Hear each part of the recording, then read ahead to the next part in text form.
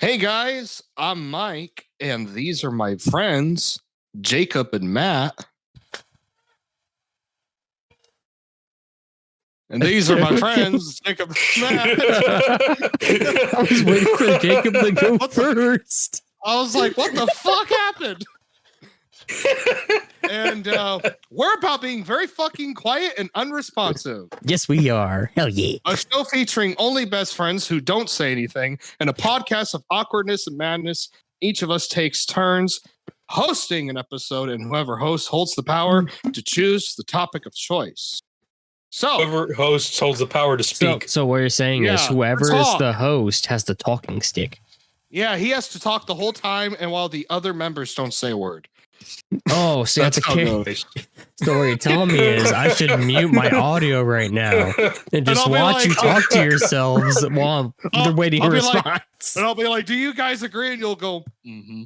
Mm-hmm. And you sign language. No. And I'll go, okay, bitch. No, it's where I personally cut out my own audio, so it looks like you two are just talking to fucking nothing.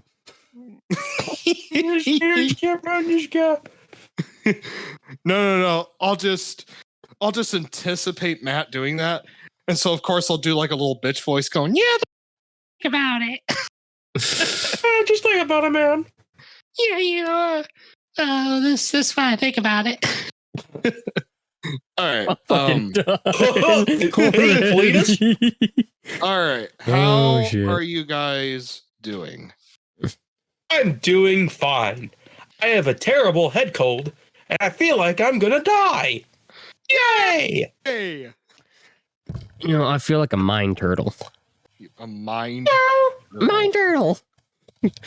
You don't feel like hello, mine turtle? Like a rock lobster? Rock lobster? We need mine turtle versus rock lobster. Mine turtle wins. No, it's a double KO, Jacob, because mine turtle dies. Yeah. Hello, mine turtle. And from an avalanche of rock lobsters, you know, caving Peter in the mine. Just there, singing in a tree. Oh, Jesus. Yeah. All right, gentlemen, it's time to focus.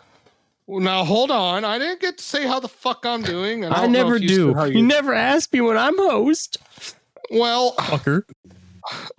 How are you doing, Matt? You just said you feel like a mine turtle. Is that it? But when I host, I never get asked. So fuck on to the topic we go. Well, I'm going to say that I'm good. I got a PS5. I've had it for about 2 weeks or something like that. I've been playing God of War Ragnarok, which is going to be our topic today. And I have to say, I'm going to do this right off the bat. I don't know if I've said this yet. Actually, I don't know if I actually did this in the podcast, but just to save my own ass, I'm going to say this. I regret everything that I've said about this PS5. I kind of shit on it for a while because I'm like, why would they make something if they can't even sell the games for it, you know, because of the limited chips and everything. And then I get it.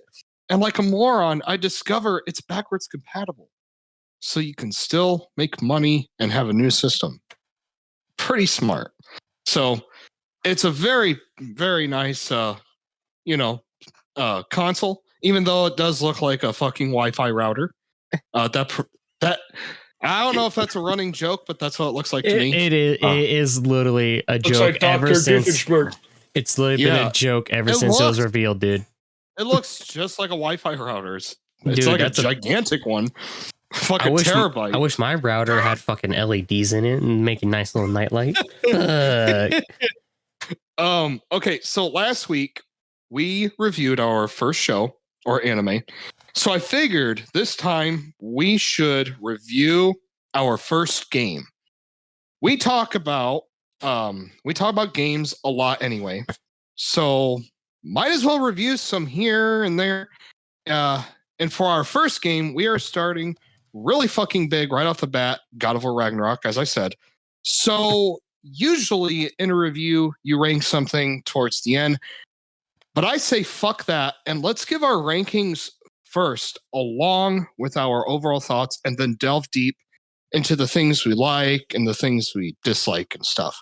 So, Jacob, what is your ranking from a scale of 0 to 10 for God of War Ragnarok? And why? A 6.5.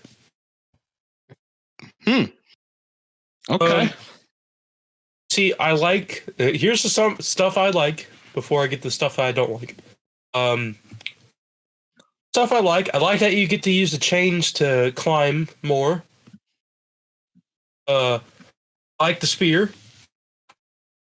And love the runic attacks for the spears. I like some of the enemies. Like Heimdall. Mm-hmm. That was a good boss fight, and he's a enemy. What I don't like, some of the minor enemies actually get the jump on you, and you die like a fucking snap. Like those those little tiny lizard things. Yeah. Yeah. Yeah. And, too many of them motherfuckers lying around. Just saying that.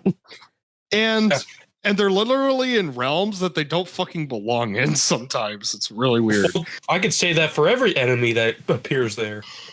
Yeah. Well, see, that's true. Okay. After a certain story event, it makes sense why they're not in the realms they're supposed to be in. But through like a majority of the game, you have like fucking, I forgot what the dwarves realm is called, like Svartalheim or something like that. The one with the V in it. yeah, fucking Svartalheim. For some reason, their freaking enemies, like, they inhabit that world, and for some reason, they're in like fucking Muspelheim and other places, and it's like, why are they there? And this is like before Ragnarok even occurs. It's really fucking weird. So I have to agree with Jacob on that. It is weird. Also, you know that cat creature that Heimdall rides, and we get to see it again. When you're trying to block the many attacks that it does, like the stomping around, and when you try to block it after getting hit once, you freaking dead. Pisses me off. I had to freaking restart checkpoint because of those fucking things, like 6 times. I had to blast all my runic attacks because of that shit. Mm-hmm. Those Bifrost bitches. Oh god, the ones that not even I can pronounce. Cause fuck them. Oh my god, just call them Bifrost bitches. Bifrost bitches. I just started calling them Einhar, but then I remember that's a character in Path of Exile. I hate the Asgardian enemies when they. I mean, it's cool to look at, but them just randomly dropping from the sky on you, and then you're like trying to avoid and run, but then another fucking red mark appears and you're immediately hit from like a fucking plummeting enemy from the sky. Atmospheric reentry fucking sucks. Also, the ones that have like the pale bald ones, you know, the Asgardian enemies, they kind of remind me of Quan Chi. Oh, I was gonna say the same fucking thing because of the white skin. Yeah, white skin, and sometimes they have flashing purple auras on them. They do. You know what? The Asgardian warriors look way different, and then I thought they were going to. I thought they were going to wear like gold and look all fancy and shit. But it's like, wow, these guys look really fucking cool. I like the way they look. Subverse the expectations, my friend. Yeah. Yep. Agreed. Sorry, Jacob, you go on.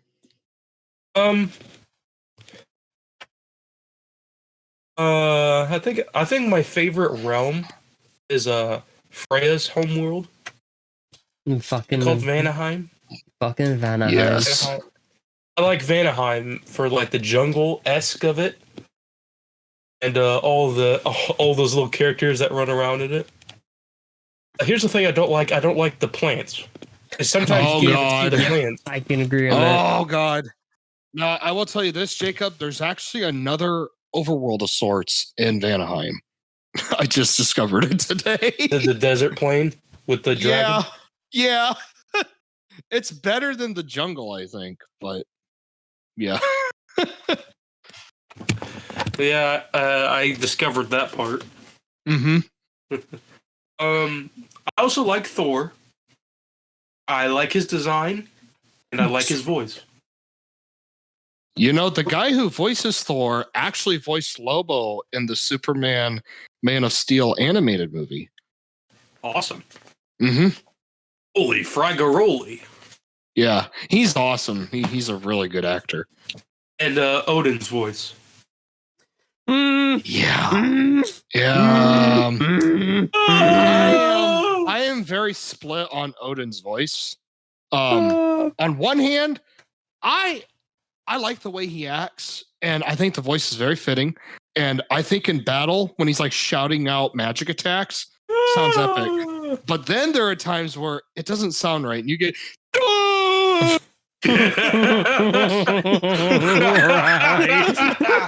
Yeah. Matt, you got to edit that in. No. And I'm gonna tell you this. I thought fighting Balder, a real skinny guy, was kind of odd at first. But fighting Odin and seeing him get beat the shit out of and being thrown around is really fucking funny. He looks so weird. Like, it doesn't look like he's meant to fight at all. You know? I don't know. It's very off-putting when you do fight him. But yeah, I'm okay with Odin, but I'm kind of like, there's some things I would have done differently. But All right, I'm done. Okay, Matt, what is your ranking from a scale of 0 to 10 about this game, and why? 14 out of 10. Game. Yeah, no, I'm fucking with you now. No. Oh, After the okay, for God of War 2018, waited 8 fucking years, got a damn near masterpiece, which I don't even think got Game of the Year. I don't know what to Game of the Year in 2018. I don't fucking remember. Okay, that's 4 years ago. Okay, fight me. Okay. Ragnarok, on the other hand, it got fucking problems. I will say it at least deserves a 7. At least. Okay. A 7. The problem is it's everywhere. The pace is up and down and sideways, diagonal, exclamation mark, cucumber. Like the very beginning of the game, it's fast paced to the fucking point, and then it's slow and slow and slow, and then it ramps back up, and it's slow and more slow. That mentioned fucking slow. Mm-hmm. Yeah, it's slow. The fucking journey's all over the place. If you pay enough attention, the biggest twist in the fucking game is revealed to you when it happens. Yeah. Mike discovered that one. Yeah. It's bullshit. So much bullshit. Just, I will say though. Go ahead. I was just gonna say, what are the things and that you do like? I will admit, I do love that they improved the combat a lot. It's a lot easier to chain through the weapons and actually use runic abilities, not just to overpower enemies. Yeah, instead of like having super fast recharges and just fucking spamming runic attacks. Cool down build. I forgot to mention something. Yeah. Go ahead.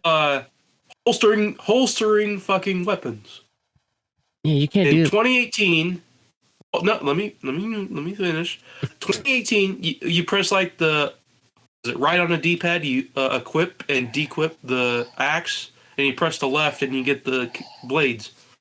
How come you have to press down to de-equip it? I don't know. And you get that is really stupid. I have to admit, they could have made it really fucking easy and just. Sorry, you know what? I don't mean to. No, you're good. And here's the thing: is the only way to equip the fist is to press down twice, because you have to equip the spear and then equip the fist. And it couldn't be. And here's the thing, though: why not just do that for all the weapons? Right. I have to agree with Jacob on that one. Yeah. Up. No, because it changes the arrows. Or want to hear my thing? Get rid of the sprint button, because we don't need to sprint in a God of War game, and have that be a fucking. Have that just be the normal run. Yeah, have his sprint be the normal. Do what they did in the olden days, which they still do today. Depending on the pressure on the fucking stick, depends how fast you move. Or do a double tap movement, and that causes him to sprint. Yeah, well, man, you know, I have to say the reason it's like this now is all because of the camera view, which I am going to talk so much shit about. Because the camera is the biggest factor in the gameplay. Mike can't play Callisto now. Hates the camera. I'm talking about for God of War, though. I'm talking about for God of War. Because God of War is not designed for that kind of camera. It's not designed to turn your camera constantly, because in the originals, okay, it was a far off camera and you had visual of everything. You could see every single enemy. And what's fucked up about this camera is that you have these ugly ass indicators, and then you have to constantly turn and move, you know, and it's very off-putting in a hack and slash game. I think the way they should have done it, if they were to improve the camera and wanted to modernize it, just use the Devil May Cry camera style. It's still far back. You can still analyze everything. Yeah, but you don't have to worry about a nasty ass indicator being at your feet all the time. I think it would have been similar to the Devil May Cry 5 camera, which I don't even like that one either. I don't like it. Well, to be fair, though, it's also because Devil May Cry, there's so much shit going on, it overwhelms you. Yeah, it's fucking ridiculous, but real pretty game though. Real pretty. And here's the thing that really pisses me off is their excuse is the camera's like this because of immersion. And it's like there's nothing. No, there's nothing immersive about having a closer view. There's more immersion in the originals because you could literally see these beautiful environments. They're almost like fucking wallpapers. They're so fucking awesome looking. You know what I mean? I'm just saying. No, I just got a really stupid thought. If they wanted immersion, they should have put Mimir on a fucking stick on Kratos' back that shows the camera way it's supposed to be. They wanted fucking immersion. Yeah. Mario 64 looking ass. Oh man. No, if they really wanted immersion, they should stick with the original or went first person. But here's the thing was they were trying to change it because people were sick of it. It was the same old thing and blah, blah, blah, blah, blah. And it's like, even then, it's like, you know, it still is. Yeah. Just you have a different camera. It doesn't feel like the same old thing though. It really doesn't. And I really blame that on the RPG elements. It doesn't feel like the same series at all. Like, it doesn't feel like a God of War game. It just doesn't. It doesn't feel like the hack and slash. I think the part that really fucks me about it not being a God of War game is the executions. Enemy variety. I mean, there is better enemy variety. There is far better executions, far less trolls. And with some of them, you actually have to unlock trolls in certain areas. They're kind of like in statue form, which I haven't unlocked a single one, and I do want to unlock them. Yeah, I know some about the stone trolls. Yeah, but dude, here's what got me so fucking pissed off was I was looking at the concept art for God of War Ragnarok, which was a fucking downer. Okay, well, the one that says it is because it's also the digital art book, and usually they're used as advertisements for the actual art book that usually gets released. Oh, okay. Because I was gonna say this thing is fucking tiny. Yeah, and it really disappointed me. But so I was looking at environmental art. And the way they did the environmental art was they made it look like the old God of War games where Kratos is smaller. And then you had like a big view of the environment. And I'm sitting back and I'm thinking, what the fuck is wrong with this? Like, here's the thing. This would have been so much better. Like, dude, I would have praised the environment so much more if they would have had it like that. Okay. Like, I prefer that more. I hate to interrupt you since we're on the art book. The actual official deluxe edition art book for God of War Ragnarok is 240 pages. That's nice. At $120 fucking dollars. So you're paying 50 cents a fucking page. Yeah. But here's the thing though. It's like I'm looking at this art and they're doing it in the old school God of War style, and it's like this is a really fucking big slap to my face, because they're showing me that, hey, this is how it could have looked. Like okay, this is how amazing this could have been, but we didn't fucking do that, because fuck that. You know what I mean? That sucks. And it really makes me appreciate the original camera so much more. Like, okay, God of War 3, when you're on like what is that fucking level called? It's got all like the giant boxes and stuff. A maze it's of got like something. Yeah, Maze of but Daedalus? like just yeah, so like that level alone, you have this far off camera and you can appreciate every fucking little level of detail while enjoying the gameplay. If that would have been in the new God of War camera, there's no way you would fucking appreciate as much. There's no fucking way. Because you would be stuck just looking forward at all times. Because the combat forces you to face forward constantly. In the original games, you could just turn your character by moving the left stick. But in these games, you have to move your stick and move the right stick. So it's just like, for me, the way I feel about this new God of War style is, a lot of people will say it's new, it's different, but it's a really big drawback from the originals. And I think the biggest thing is that they took a lot of risk out too. And like the risk of falling to your fate. So the climbing system, and I'm going to get into the Atreus bullshit here in just a bit, because I got a lot to say about that. But the perfect example is when you go to Asgard for the first time, and Atreus is like, "Phew, I gotta climb this big wall. You know, that's gonna be a challenge." But for the player, it's like, this isn't a challenge, because there's no fucking way you can fail climbing that wall. So instead of making it like a real short cutscene or something, they force you to go through this long fucking, move your left stick up scene of just climbing the wall with a few little enemies scattered here and there. And so that way it's not boring. And it, like, okay, I don't like Uncharted, and it kind of has a similar climbing system, I think. But even in that game, you can fail at climbing and jumping, and you can fall to your death. Oh, yes, the you original can. God of War, the original God of Wars punish you severely for the climbing and jumping, and that is completely stripped away from this. I actually have a perfect example of that, because I was playing through the original God of War on the Vita collection.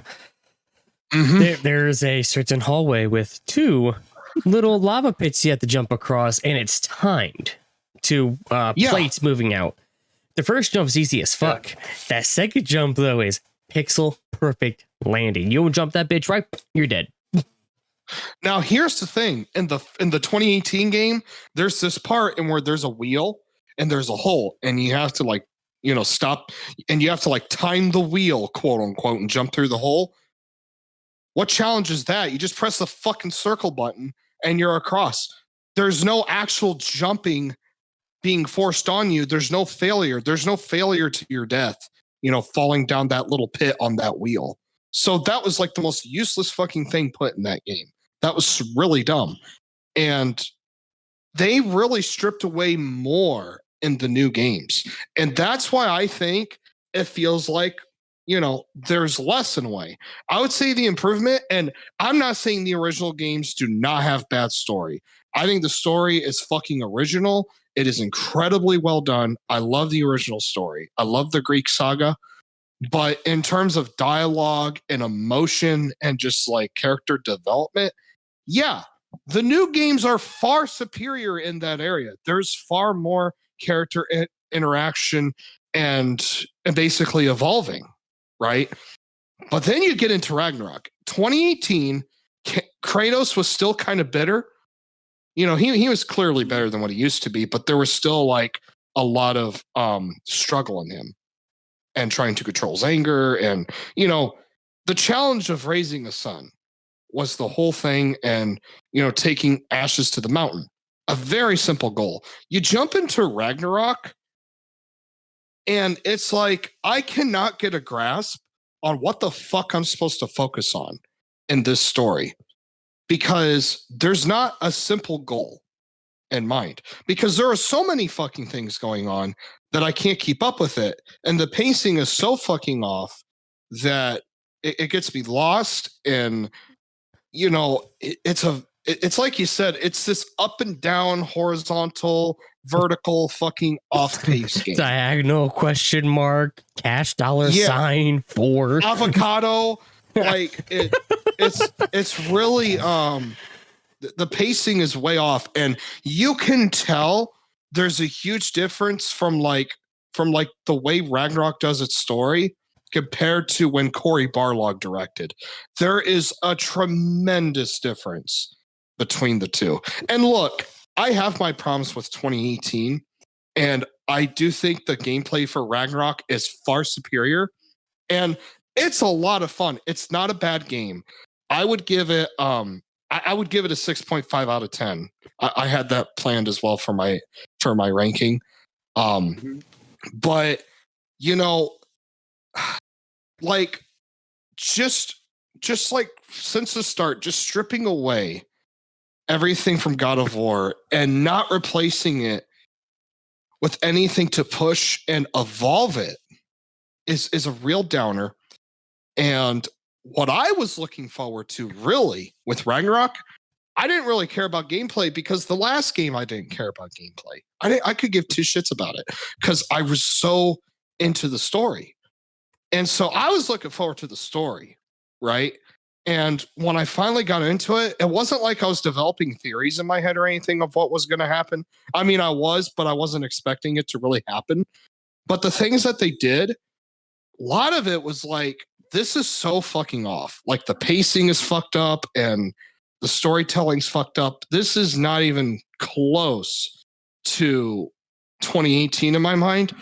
And and despite the lesser gameplay, I would rather play 2018 compared to Ragnarok, despite the enemy variety and despite the more side missions, which, by the way, side missions, can we agree the side missions are great? Like the actual side missions and not the shitty little favors you have to do? Yes, they are. I love the side missions in this game. I think they are better than the 2018 one. But like 2018, it's just a better journey.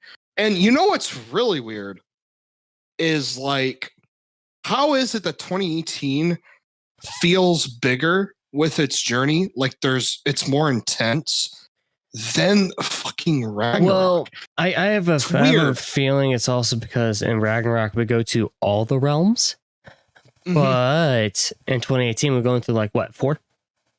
Yeah. So you can make larger level scapes. Yeah, but that's not what I'm talking about. I'm not talking about the size of the levels. I'm talking like the feel.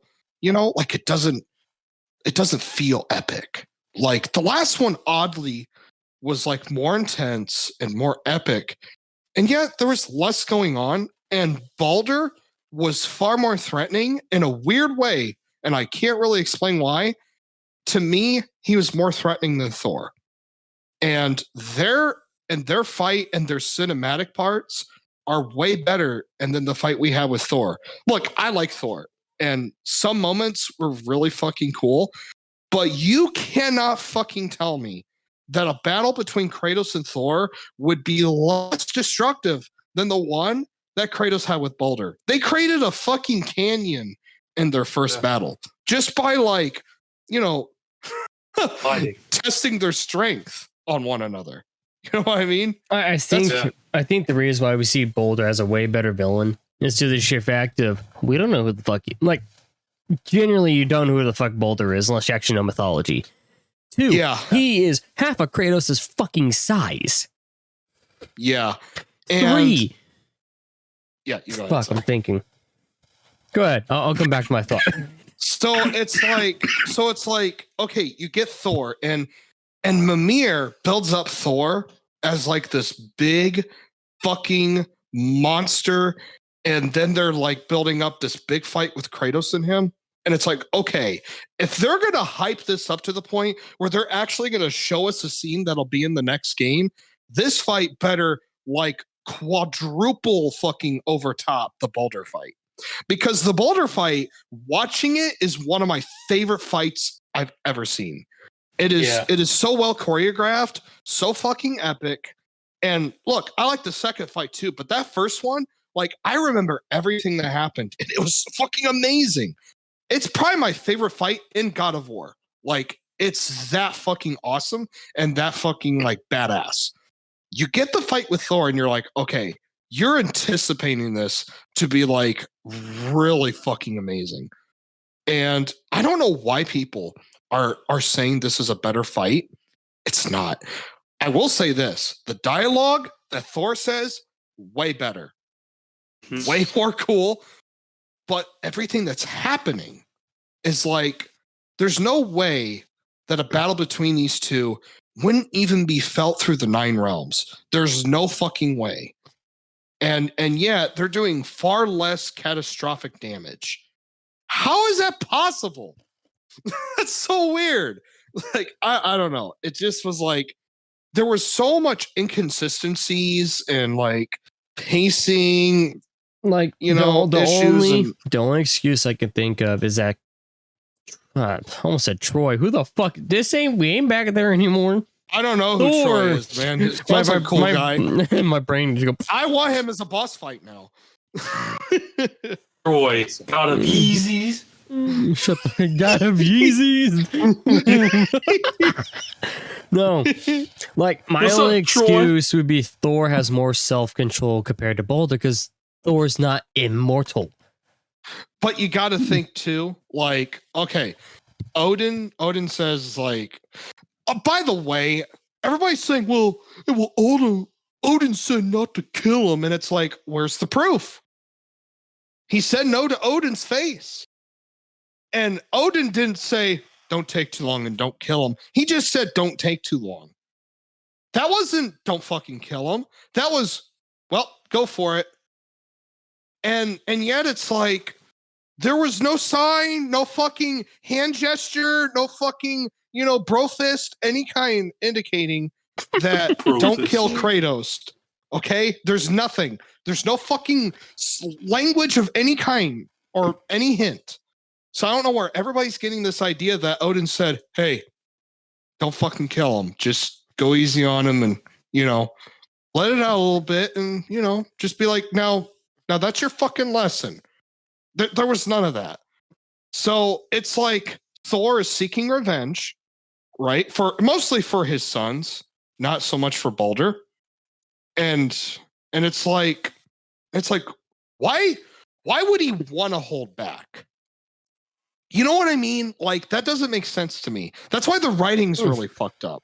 The way I anticipated this was Odin never even comes with Thor. It's like Thor is, this is Thor's doing. Like, that's what I anticipated. Right. Was that's what this is Thor did. being like, okay, now it's fucking on. Like, I want to see this god killer. I want to see the God of War. Like, that's what I wanted. I wanted the ruthless, evil Thor that Mimir talked so much about. And yet, for some weird reason, they had to humanize this character. And it didn't need humanizing. It just like, that's what I mean by inconsistency. Like, dude, why tell us about him being this monster, right? And building him up and all this shit. And all of a sudden it's like, oh, we gotta feel for him. He's a drunk who's trying to stop drinking. It's like, dude, what the fuck are you doing? Like, give me that fucking monster. Like, I want Kratos to face that monster. And I want Thor to even be worse than he was because he killed his son. That makes so much sense. And dude, I just don't buy that Thor would be holding back. You know what I mean? It's weird. And then at the end, it's like, I was holding back last time. No more fucking games. This time, I'm allowed to kill you. And it's like, since when did Odin said you weren't allowed to kill Kratos? It just threw me off. And it's like, this game has so much of that shit going on where it's like I'm really confused and it throws me off and and yeah. Somebody want to say something? I'm kind of breaking here. Pineapples. Yeah. How do you feel about it, Matt? Honestly, like how do you feel about it? As we're now going to go into Mike's second rant session of this video, it should have been split into 2 fucking games. Oh, yeah, I actually forgot about that until you just said it. because I don't have a list in front of me of all the topics we're going to go through. So do you want to talk about this first? You go ahead. Okay. I'm going. Okay. The reason why I hate this game, or reason why it's knocked so many points off, despite it being a fairly decent game, is the fact that they're like, it's Ragnarok. But Ragnarok's literally the last hour of the game. Out of a 20+ hour adventure, it's the last 1 hour segment. It's like, that's not Ragnarok. It's Fimbulwinter. Do you want to know what's really weird? Aside of Ragnarok. This is something I was telling you not long ago is God of War 3 was Greek Ragnarok. Okay? That was Greek's version of Ragnarok, which, by the way, here's another thing I got to get into. Okay? Hear me out on this. The original God of Wars, it was set in Greek mythology, but they didn't follow actual Greek mythology stories. No, they didn't. And with this, all of a sudden, for some reason, they got to be historically accurate with the stories and the prophecies and stuff. And it's kind of like, why do you have to do that when the originals did not have to do that? You know what I mean? And the other thing, here's the other thing. And I am completely with you on this. This should have been 2 more games. Okay. Because one game, God of War 3, it focused on the end of Greece. The whole fucking game did. Why not make the second one, which leads up to the end? Or, the fucking conclusion that we ended up getting. Like why not expand that and fix the pacing problem? Like deadass, what they could have done is did what they did with God of War 1 or 2 at the end. You kill Thor, Odin loses his fucking mind, and it's just all out war last game. Oh. So at the end of 2, you kill Thor. Yeah, end of 2, you kill Thor, and then it just like how you kill Athena at the end of 2. Do you want to know what I would have done? Do you want to know what I would have done? I would have killed Brock at the end of the second one. I would have still kept in that Odin was disguised as Tyr, but I would have done it differently, maybe. You know what I mean? Because since we're on that real quick, I don't dislike that idea, but I don't like their approach to it. Since you already brought it up, you little shit. Okay, Tyr. I hate that twist. I hate it. Like, it's the fact that if you have subtitles on, which 95% of players do, and you notice that, it has that little tick above his Y. There's no nipple above the Y. That's not Tyr. There's no titty. And then it triggers. There's no titty above the Y. What happened? Yeah, man. Like, granted, because I didn't notice until Mike told me, it was a great twist. But the fact that the entire time it's Odin just listening in, it's bullshit. I should have not said anything. And I will say that it was kind of brilliant. Like the idea of just taking that one little thing off, which a lot of people wouldn't fucking pay attention to. Exactly. Because they're not looking at fucking Tyr's name the whole time. They're not going, yeah, it's a fucking misspell. A little over the Y. What's going on? The little click. Where'd it fucking go? The little titty is they just took an eraser. Well, what pisses me off so much is that Tyr is there for everything. Well, not Tyr. Odin's there for everything. It's like, but he can't enter that space, as proven by what Sindri said. He can't. He doesn't know the presence or anything like that. Okay, here's what I think you do. I think, now that I'm thinking about it, you remove the Tyr twist, okay? And what you do is you get the actual tier. Okay. You rescue the actual tier. And that is the start of the game, pretty much, just like in this game. Okay. So the whole game, if you were to make a second one, it doesn't focus on getting to tier at the end. You get tier, and he's a second character along with you on the journey. And get this. This would be really fucking cool. As the game progresses, at first, he can't fight for you. Because let's keep in the idea that, yes, he gives up fighting. And I really liked that story-wise when I did not know it was Odin. I really liked that idea. But as the game goes on and he's being encouraged to fight, you can fucking upgrade him. And he can be a secondary character to fight alongside you. Right? So you would have Atreus and Tyr along the journey with you. But the goal of the game, the end is one simple goal. Do you start Ragnarok or do you stop it? And it comes to that final decision at the end where Atreus has to make the decision, and he decides to start Ragnarok. And that is the end of the game. And then at the start of the third game, right? It is basically the God of War 3 version of the Norse saga. Right, where you start hunting down Heimdall to get the horn. Where now it's just expanded into a war.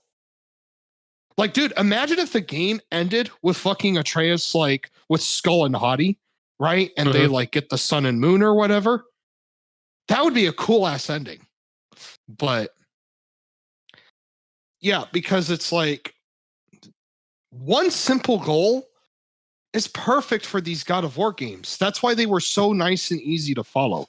Even 2018, it has amazing storytelling, and yet it's got a really simple end goal. There's a goal in mind. Say, Mike, since talking about end goals, I shall give the simple recap of God of War up to Ragnarok.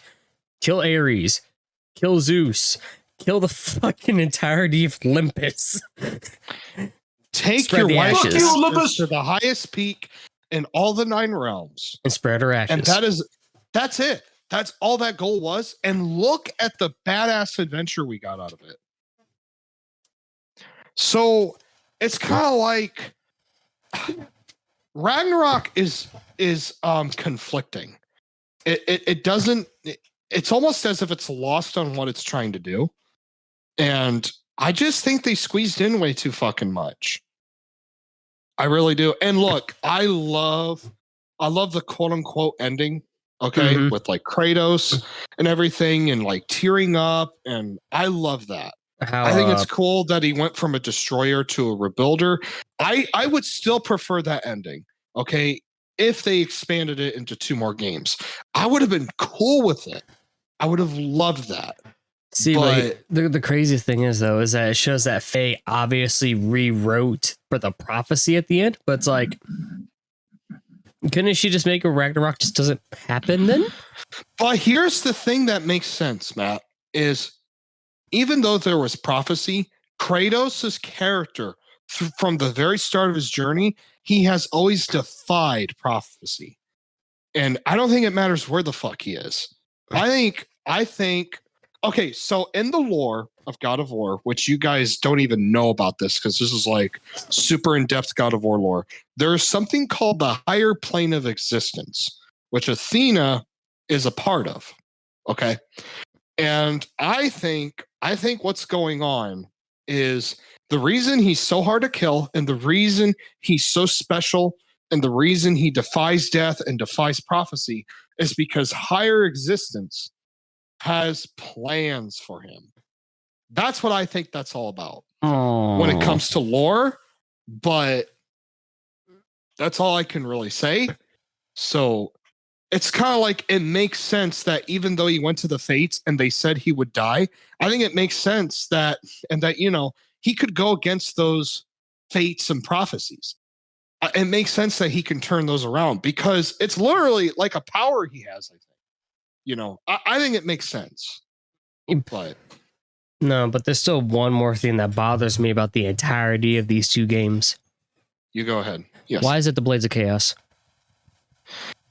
You know, I would prefer them to be the Blades of Chaos because who the fuck gave a shit about the Blades of Exile? They were cartoonish and ugly. But here's the thing that really pisses me off.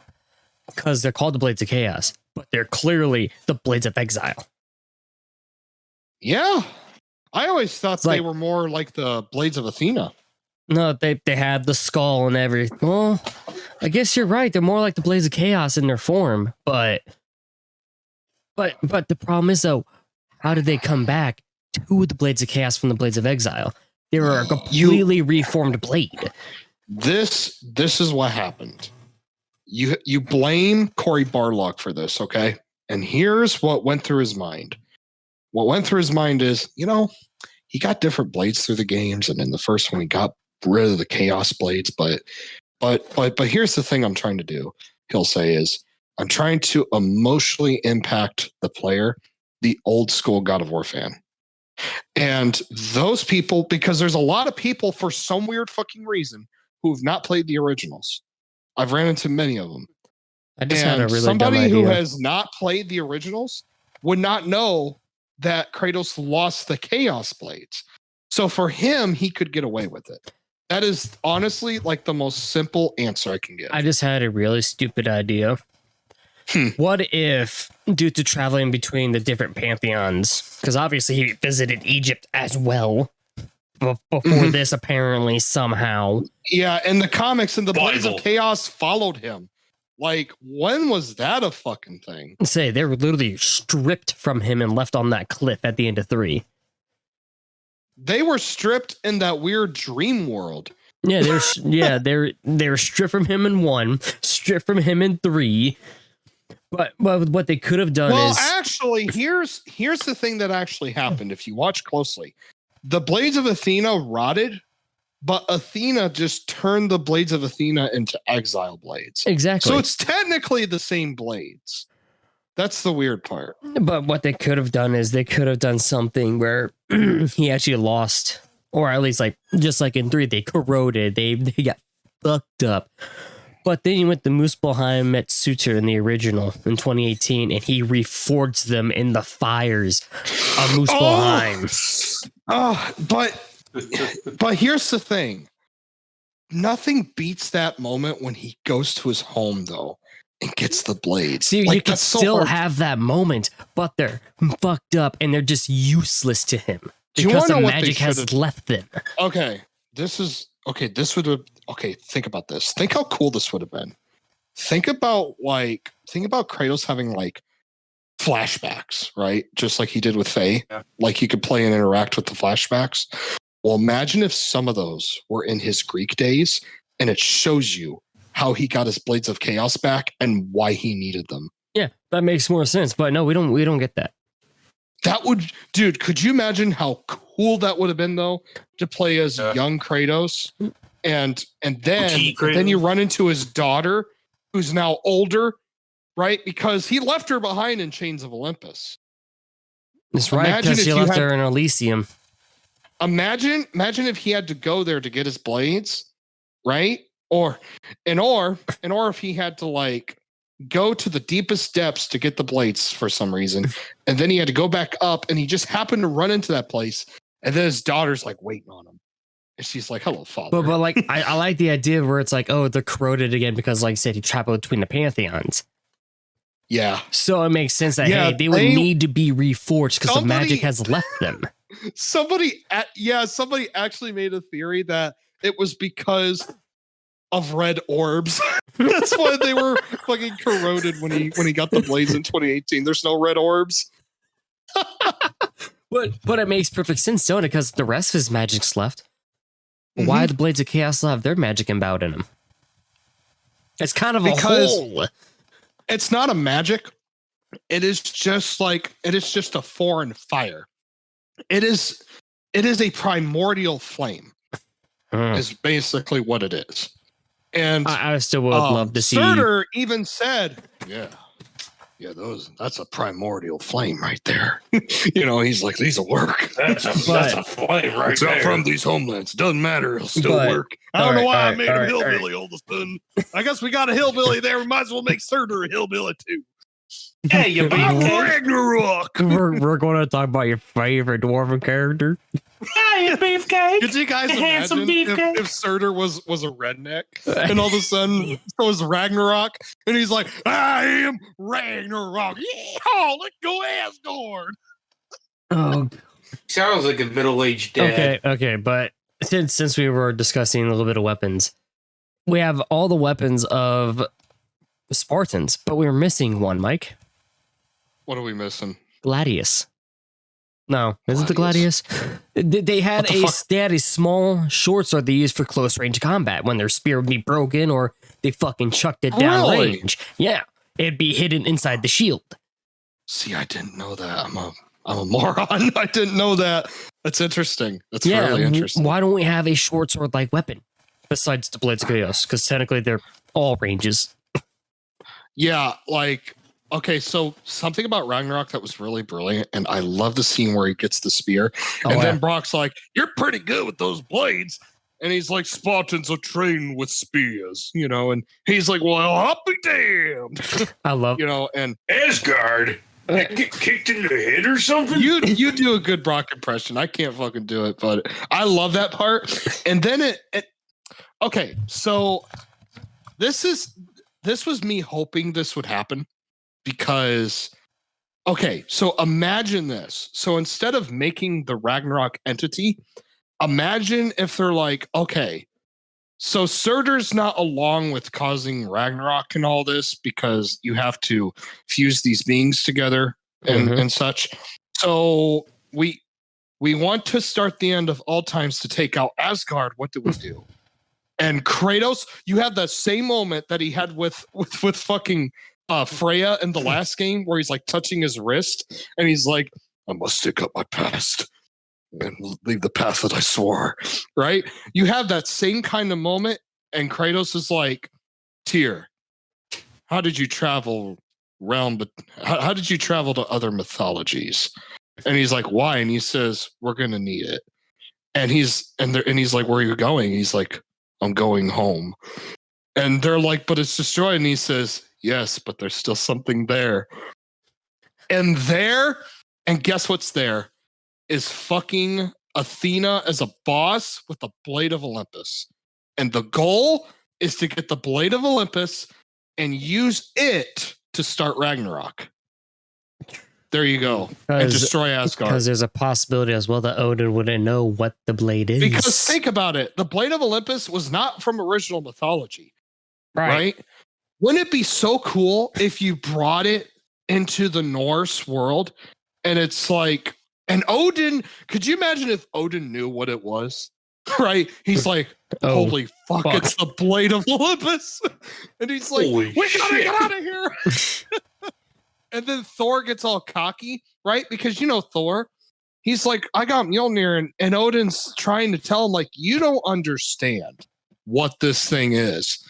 And Thor's like, my hammer's just as good, and he's probably drunk.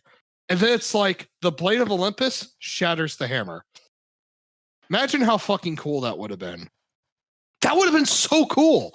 But that's just me. Or, oh man, I would have loved that though if they would have brought in the Blade of Olympus. But not to use as a weapon because I think that's a bit overpowered. I honestly would have just used it for the story. Like I think that would have been so cool. What they should have done is what they did in God of War 3 and used it as the rage mechanic, like the penultimate rage mode. As one of the many rages.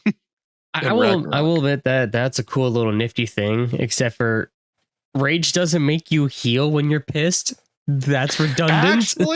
Actually, when you punch it does heal you in the new one.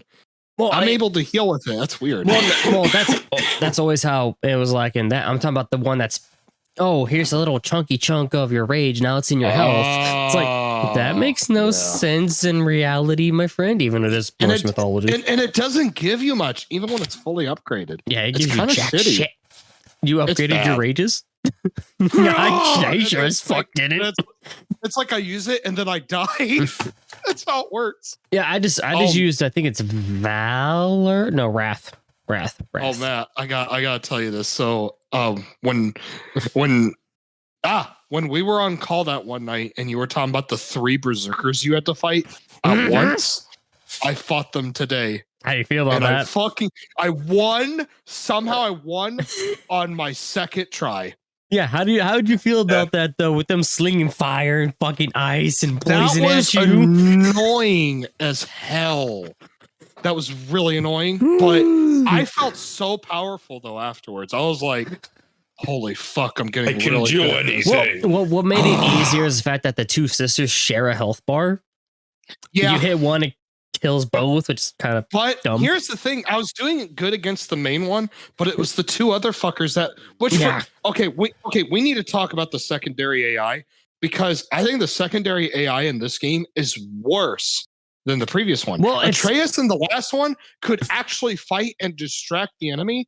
In this one, they're useless, in my opinion. Well, just call Mama Freya useless. Yeah, I'm talking about the AI. They don't fucking do nothing. Like, and you can't tell me that a fucking Queen of the Valkyries and Magic of a Master of Vanir Magic is just gonna shoot a little bow, and just dude. Like, she should be fucking taking out just as many enemies as I am. That's bullshit. Since Mike had to bring up magic. The one problem I have with both Norse God of War games is that you can only primarily do 2 status effects. Yeah. Burn and frost. Like, I want to do lightning. I want to do stun. I want to do hexing. Guys, someday. Okay, so someday we need to do tier list, which I think would be so much fun. And I think one of them should be like us ranking all the magic attacks and the runic attacks in God of War in all the games. That would be so fucking great. S tier, I would Poseidon's Rage. T tier, fucking Hades army and the 1 orb in Ghost of Sparta drains health. Okay. Here I go. It goes F all the way up to S like it normally does, and then there's OP tier. And then there's T tier. No, OP tier. T is OP tier. Oh, we'll call it tier. The tier of tiers. Oh no. We will have that as a picture of tier. Exactly. So, and then for the episode, I'll call it the tier list. it'll be written just like tier, and what without the little titty on it. No, I'll find a way to put the titty in the fucking title. Oh my god! If you do find a way, I'm gonna be happy, dude. Like, seriously though, like that is something I miss so much. And I miss having cool fucking powers. Okay, don't get me wrong. Like, they're cool to look at, but they're just combo attacks. And okay. Here's something that really pissed me off was like, Mimir's like, I heard back in your homeland and that all your gods could use like magics and elements and stuff. And Kratos like, yeah, I use those too. And Mimir's like, oh, can you call upon some of that magic? He's like, no, I tried and I can't no longer. And then Freya's like, oh, maybe when your homeland died, your powers did too. And it's like cricket sounds, and that fucking sucks. Fuck.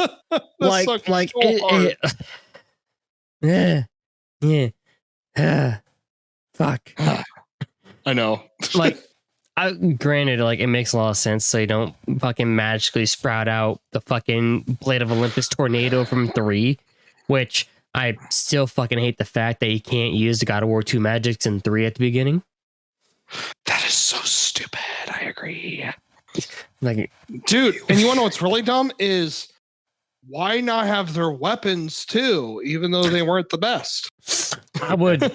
Well, can't use the Spear of Destiny because I guess his arrow magically disappeared, and so did the hammer. And no, I just thought of something, Mike. I think you can inquire about this too. What happened to Icarus's wings? Yeah.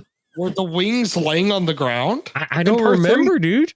If they were, correct me, but I don't remember them being on the ground. I remember everything else but them fucking wings. Dude, they missed an opportunity. Not to mention, they could have Batman gliding sections with the Icarus wings. Arkham of Hey, War. boy, I can fly, boy. I am the boy. No, what also gets me is Mike. Where's the golden fleece? Who are you? God of War. Say, did Kratos lose the golden fleece at the end of 3 too? Yes. He did lose the golden fleece. Yes. Dude, oh man. You know what's stupid is in the 2018 trailer, like E3 thing, they actually showed the boots of Hermes. Really? Yep. In the cabin, they showed the boots of Hermes. Bruh. Yeah, I know. Dude, okay. So here's what you do: you fuck with the audience, right? And he's like, "I gotta pick up a pest, I swore." And then he goes back home, grabs the same scene play out, and then all of a sudden it's like he looks at the mat and is like, And then he looks at the table, flips the table over, and puts on the boots. That's what you get. And dash into Helheim enemies.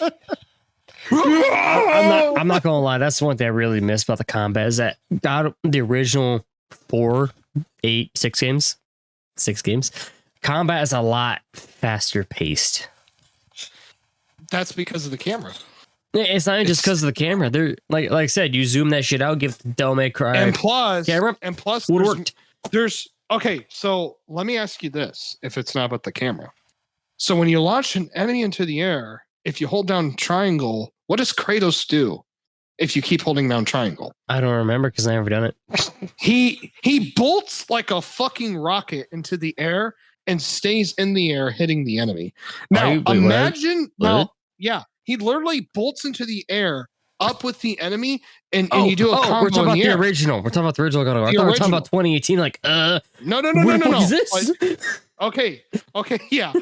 But here's what I'm getting into. So now take the original God of War, which someone actually made a video about this, and it's funny as fuck. Take the original God of War and change the camera to the new version. Okay? And now do that same move and tell me that does not look fucking off. All right. And you know how you solve this problem too? Dynamic camera. For the more cinematic and breathtaking moments, you zoom it fucking in and everything. But then when it's combat, it fucking pops back out. Get the originals. Sorry. Well, okay.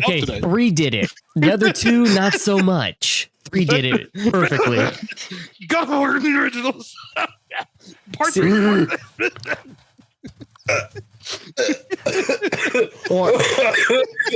I fucking killed both of you. I did my job. Episode over. Good day. No, I'm actually dying because I have cough.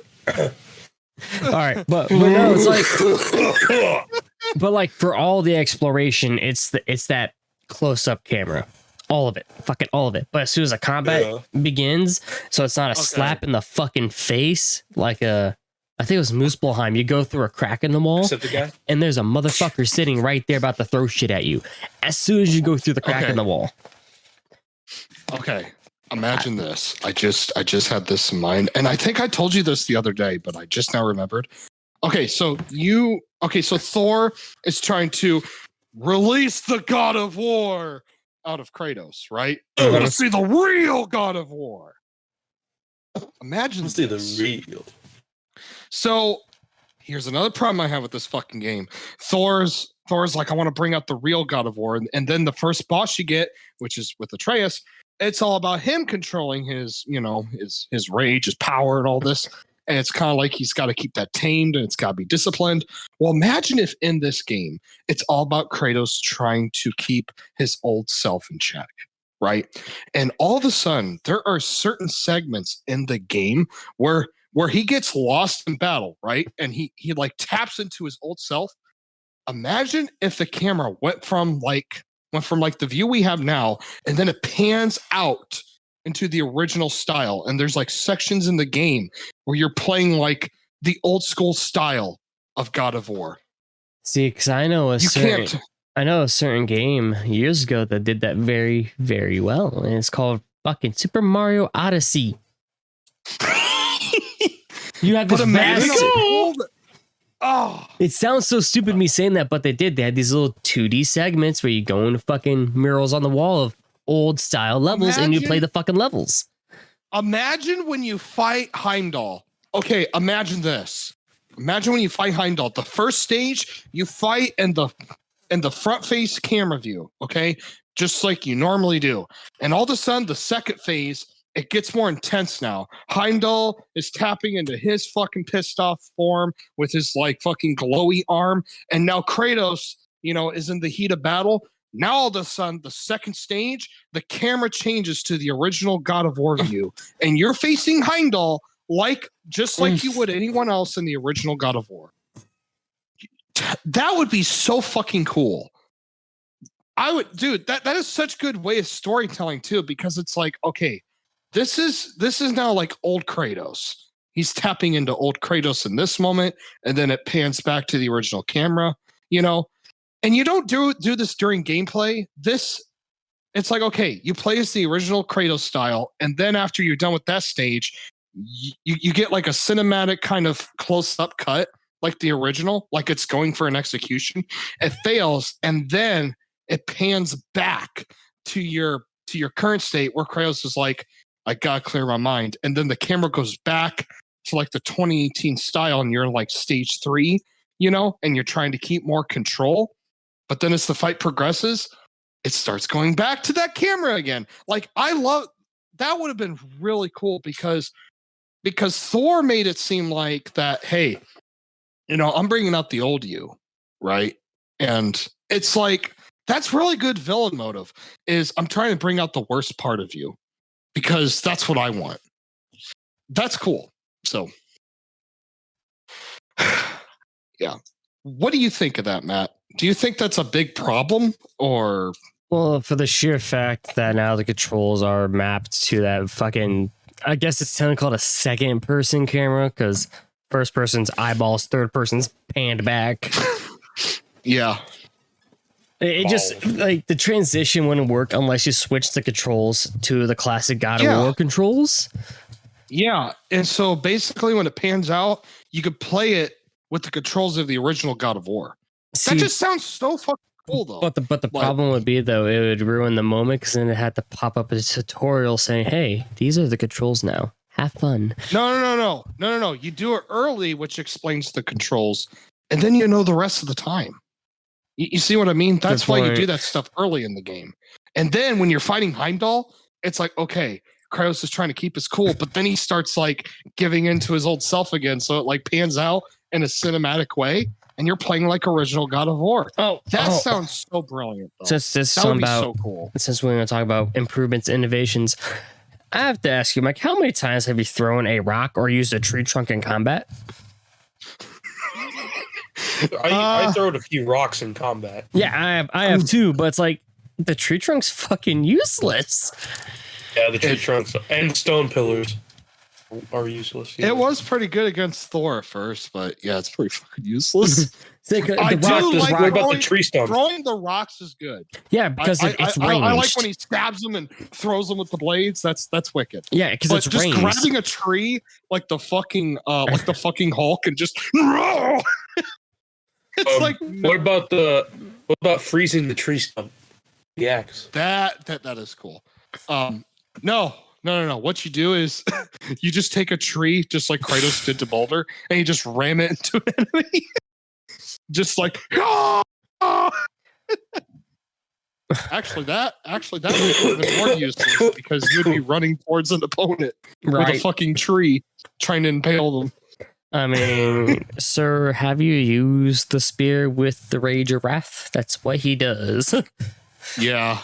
I gotta say though, those attacks against bosses when you use that particular rage, Oh, it does a shitload of damage. I agree. Like, Holy shit. Whoa. It's really good. It's really good. We haven't really mentioned much about it, but Dropnir itself. Okay. I think this is the perfect time to bring this up. Do it. Do it. Dropnir or the Arms of Sparta? I mean, I do like the Arms of Sparta, but it's just Dropnir with. I can't even say it's Dropnir with the fucking shield because you also have a fucking shield of Dropnir. Because the thing is, the Arms of Sparta, they operate in a very similar manner. The only difference is there's no detonation. Because the spears you throw, they're like made of fucking plasma, I think. Because when you throw them, they're like glowing, pink or red. Mike. And you know what it is? But here's the thing. They It's also have red the phase same on. they have the same super attacks too. And okay, you have Dropnir throwing multiple spears into the air. Lore-wise, Dropnir makes more sense. Mm-hmm. But the Arms of Sparta, you could do the same thing except for the detonation. But you could do the same thing. Right? But the plus is you have a shield with the weapon. But then here's the thing. Kratos already has a shield on his wrist that he could just at any time.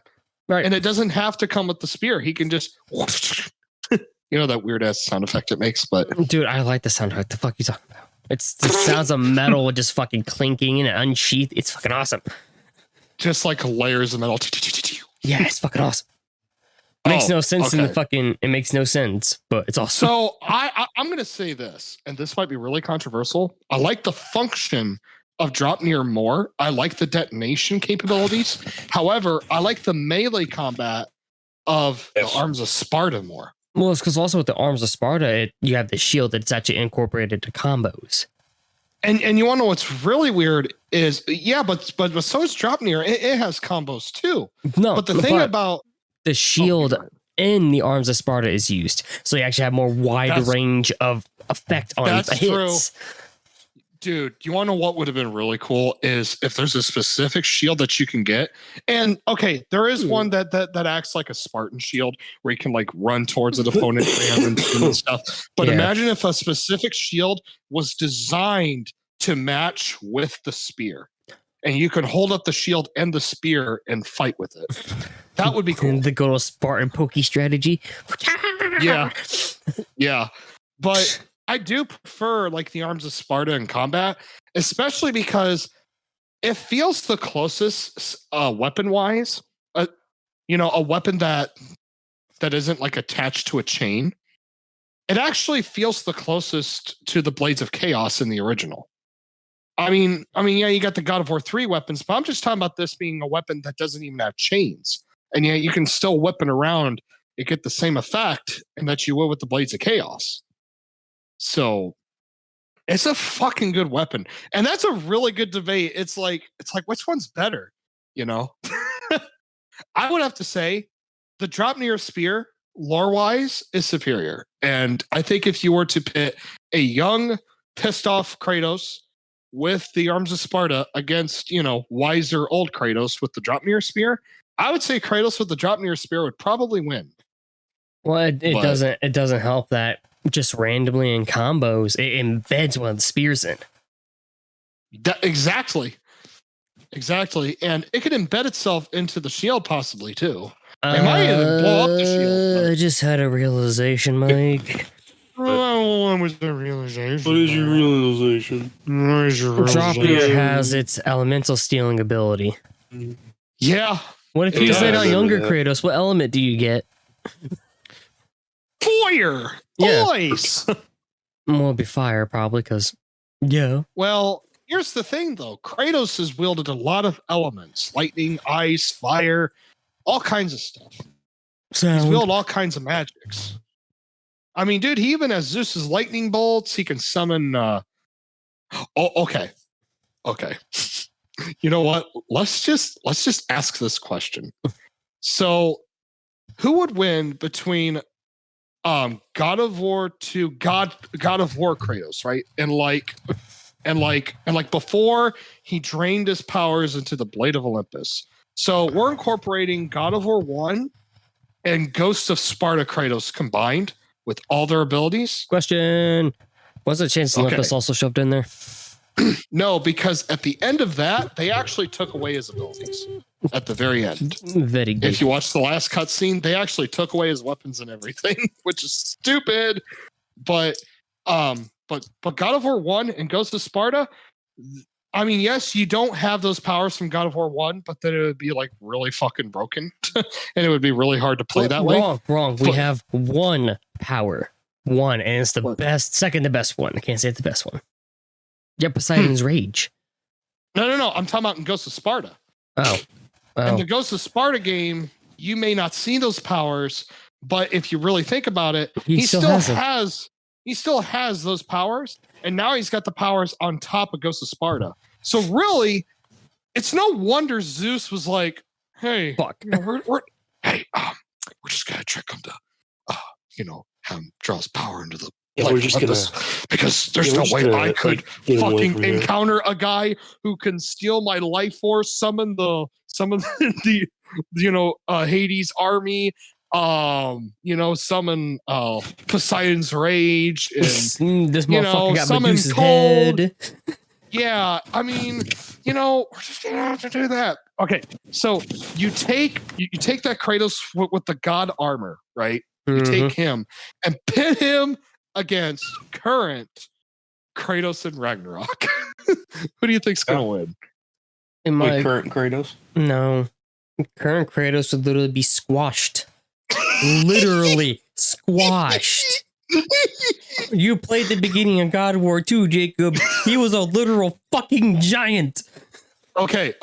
So let's take out the giant aspect.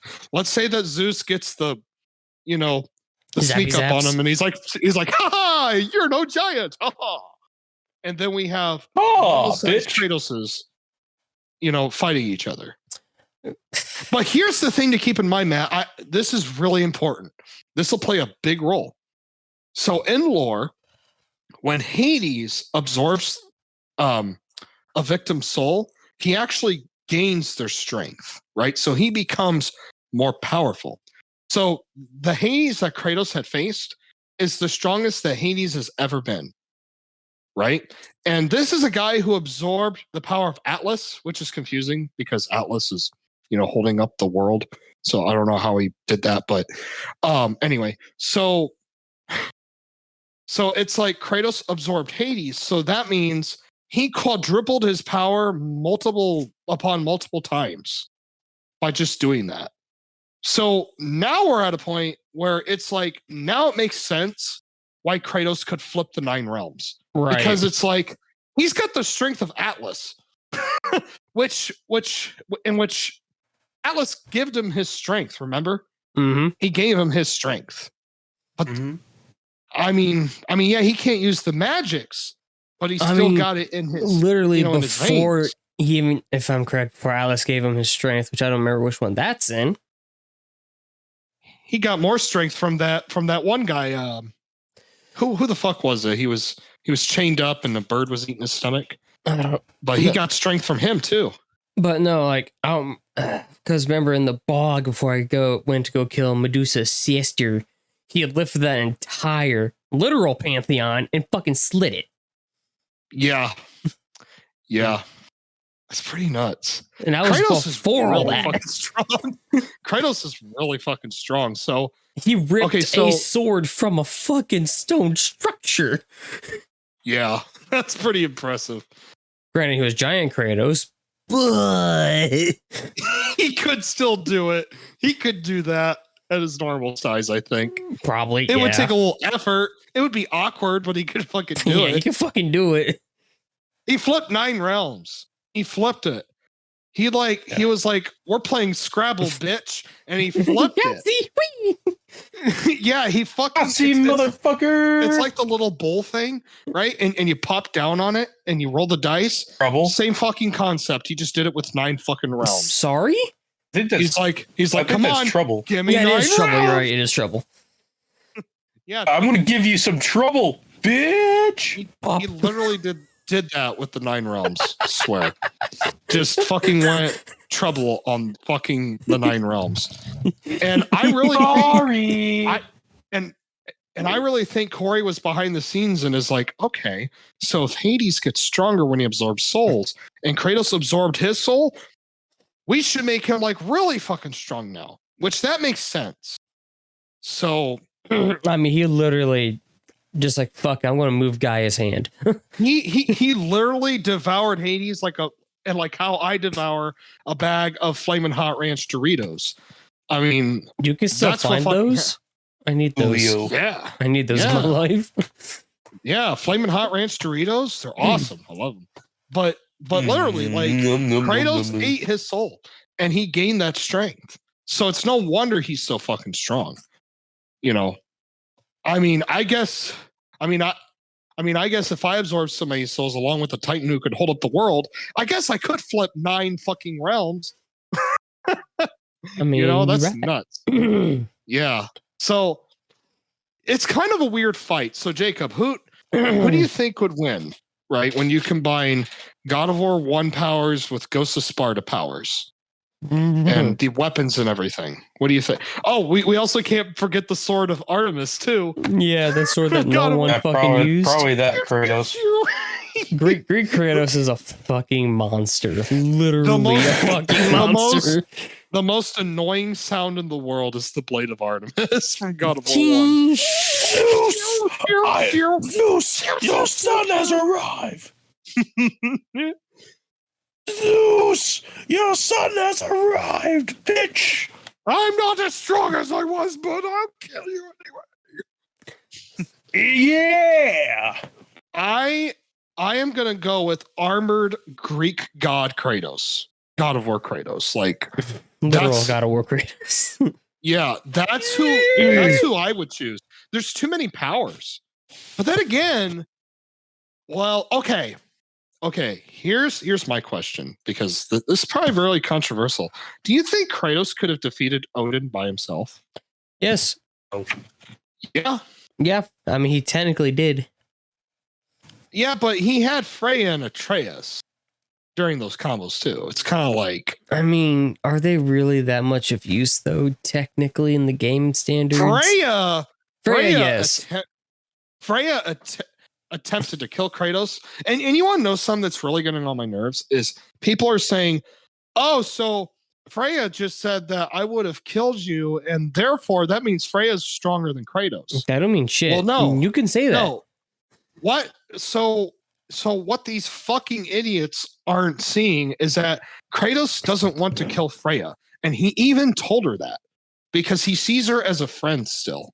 Okay, so he got serious with her when she was a Valkyrie and was kicking her ass, but when he found out it was Freya, which, you know, they might have a thing for each other, I don't know, but he was like, I can't kill her. He's like, he started to hold back.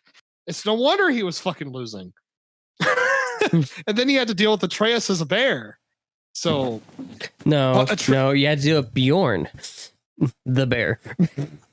Yeah, Bjorn. Okay, dude. Okay. What'd you guys think of the 2 Valkyries, and then Kratos and Atreus doing like an execution together, but you had like the bear Atreus along with Kratos? I liked it. That was fucking awesome. It was so good. It was so good. Do what pisses me off, because I have to mention it now. Kratos has interchangeable rage modes, but why doesn't Atreus? Well, you don't really play Atreus the rest of the game though, which thank God. But it makes sense though, because he has his wolf form and then he has his bear form. Do you want to know what pissed me off? It's like, why did I even bother upgrading the motherfucker when I'm not even going to play him later anyway? At the end of the game. Yeah, really. It's like I wasted so much of my time upgrading this motherfucker.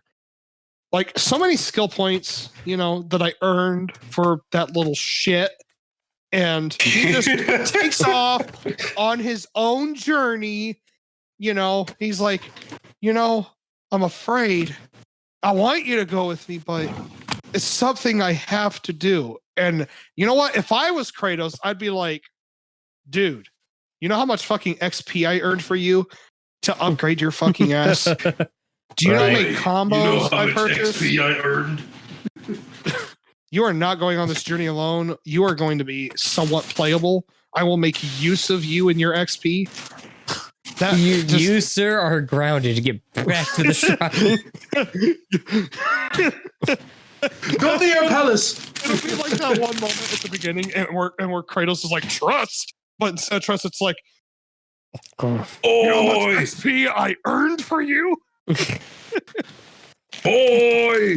Oh, God, could you guys imagine if their interactions literally were involved with the gameplay mechanics? And Atreus is like, you know, when I was young, I earned so much XP, but anymore, I feel like the XP is lost. I can't even summon them electric wolves anymore. Well, actually, where the fuck are my electric arrows? Yeah, I wonder that. Where did those go? Yeah, and I mean, I can see some of his light stuff. The light arrows. But the beginning really pissed me off because I'm like, lightning? Hello? Lightning? Light arrows. No. Light. Fuck. We don't need light arrows. They're just a puzzle mechanic. You want to know something? I never fucking used them. I only used lightning. Exactly, because the light ones were just a fucking puzzle mechanic. Look. Atreus was a bit OP in the last game. I understand they had to dial the secondary AI down, but they dialed it down to a point where they became completely useless. And I hate Atreus in this game. I hate him in this game. I hate the arrows that him and Freya use. They are a huge fucking downgrade. I like lightning. Stun is decent. The hex arrows I've never found a use for. They're cool for puzzles, better than the light, but it's like, dude, this is a huge downgrade. Like, I miss my lightning wolves. I miss them so much from the last game. You know how much I used them, motherfuckers, man? Yeah. They were so good. Dude, all right, you know what really pisses me off, though? Atreus is playable. Freya isn't. Yeah, okay. It's time we get into this. It's fucking time, bitch. That's why I'm saying move along. Yeah. I forgot. I forgot we were even recording. Actually, I do that sometimes. Yeah. So Atreus is playable in this game, and at first I'm like, oh, this is kind of cool because, you know, this is like passing on the mantle, and I was actually okay with the idea of like an Atreus game. I was cool with it. I like the idea, and I'm sitting there thinking, okay, let's see how he does. You can't fucking do anything before you even go to Midgard, so it's like, okay, I can fucking test him out, you know. And then when I do, it's like, this sucks. But he's upgradable. I'll give him a chance, you know, give him some combos, and, you know, maybe get some better arrows, like lightning arrows, hopefully. You know what would have been really cool is if Thor grabbed his bow and is like, here, let me show you something. And he just like takes his hammer and infuses it with his lightning. So you have like Thor lightning arrows. That would have been great, but that would have been so cool. But then again, story-wise, it's like, why would Thor do that? He fucking hates Atreus. Why would he help him? So, but That'd been cool. It'd been funny as fuck. The All-Father's orders. Well, then again, you've also got Thrud who can use lightning too, and she's like, here, let me do something for you. Here you go. But you know, I kept playing and playing and playing and playing with this little fucker, and I was upgrading and I was not seeing improvement. No. And the more I played, the more pissed off I got, and I'm like, if this is their idea, so I just realized why of what God of War is going to turn into later without Kratos, they better improve this little motherfucker real quick. I mean, they did. They gave you Ingrid. That went to Freyr at the end. That didn't help. Like, playing as Atreus sucks. I hate playing Atreus. And I could tell you why. Besides combos, there's no way to upgrade them. I will say the camera view works better for Atreus because there's more shooting involved. And that kind of camera, you know, just like forward only camera is designed for shooting. Like, you know, Mass Effect and Gears of War, it's designed for that. So I will say the shooting and everything and aiming is better with him than it is with Kratos. Because sometimes it's a pain in the ass fucking aiming with Kratos, but then again, he's getting old. He probably has old, bad eyesight, but with Atreus, I'm like, I'm cool with shooting the arrows, but fuck, this is boring. Like, it's so boring. I hated it. Like, I hated every section. Okay, we need to talk about this because this is really controversial. Everybody is hating the Angrboda part where it drags on and, you're riding this animal and, you're having dialogue and then you got to pick up these apples and, and then you got to get this stuff and then you got to go to her grandma's house, beat the shit out of her, have a cookie. Hey, I love the grandma boss fight. Yeah. But it's like, from a story perspective, I did like it because it's a really good view of where Atreus' story is going. I liked it. I didn't mind it from a story perspective. Gameplay wise, when you're doing more playthroughs, this part does fucking suck. Okay. When you are going to play this again, starting a new campaign, that is gonna fucking suck. I would say from a first time experience, it's not bad. But the thing is like when you're trying to speedrun a game, there's no way you can speedrun it. There's no way you can speedrun the original God of Wars because it forces you to like stay in the story, and it forces you on these walls. Just because you said that, I'm going to go find the GDQ run where someone speedran God of War 1 in like an hour 20. I'm the 2018 one? No, the original. I'm not talking about the originals. I'm talking about the new ones. Someone beat Ragnarok in an hour and a half. Well, fuck them. They fucking bugged up the game. Probably. And they didn't and that's not a proper speed run. Here's what I think a proper speed run. Here's what I think of speed runs. Anybody who glitches the game or installs a bug where they can, jump out of the level and get to the end and jump into the end. That's not a fucking proper speed run. That is what we call a 80% glitch speed run. That's called a cheating speed run. That is cheating. That is not properly playing the game the way it should be played and getting through it as fast as possible. That I don't give a fuck what anybody tells me. That is a bullshit fucking speed run. It is a speed run though. That's why they usually. Let me finish. That's not a legit one though. That is cheating. Let me speak. That's why usually there's two categories of speed runs. Usually in every game, there's 80% glitch. There's a fair one and a cheat one. Exactly. There's 80% glitch and 80% glitchless. Well, in my head, I'm going to tell you this. If anybody's listening to this and you do cheating speed runs with glitches, you're not a speedrunner. You are a cheating motherfucker. That's it. Anybody who actually plays the game without that and you get through it quick, you're a good fucking player.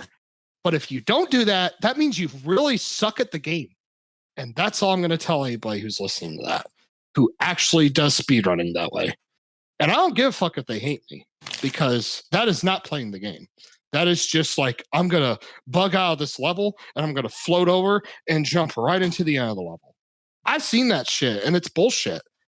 Yeah. And the fact that developers react to it is really fucking stupid. Okay. We can all agree the only reason why IGN did this because it was the easiest fuck way to get views at that time. Mm-hmm. I'm just that's saying, all they did it because ever since they did the last one, I think it's been like 2 years since their last developer reacts to 20-minute Doom speed run. You know what though? These God of War developers though, they need to think about the people who do realistic speed runs and not glitch the fucking game. All right, I'm gonna be honest.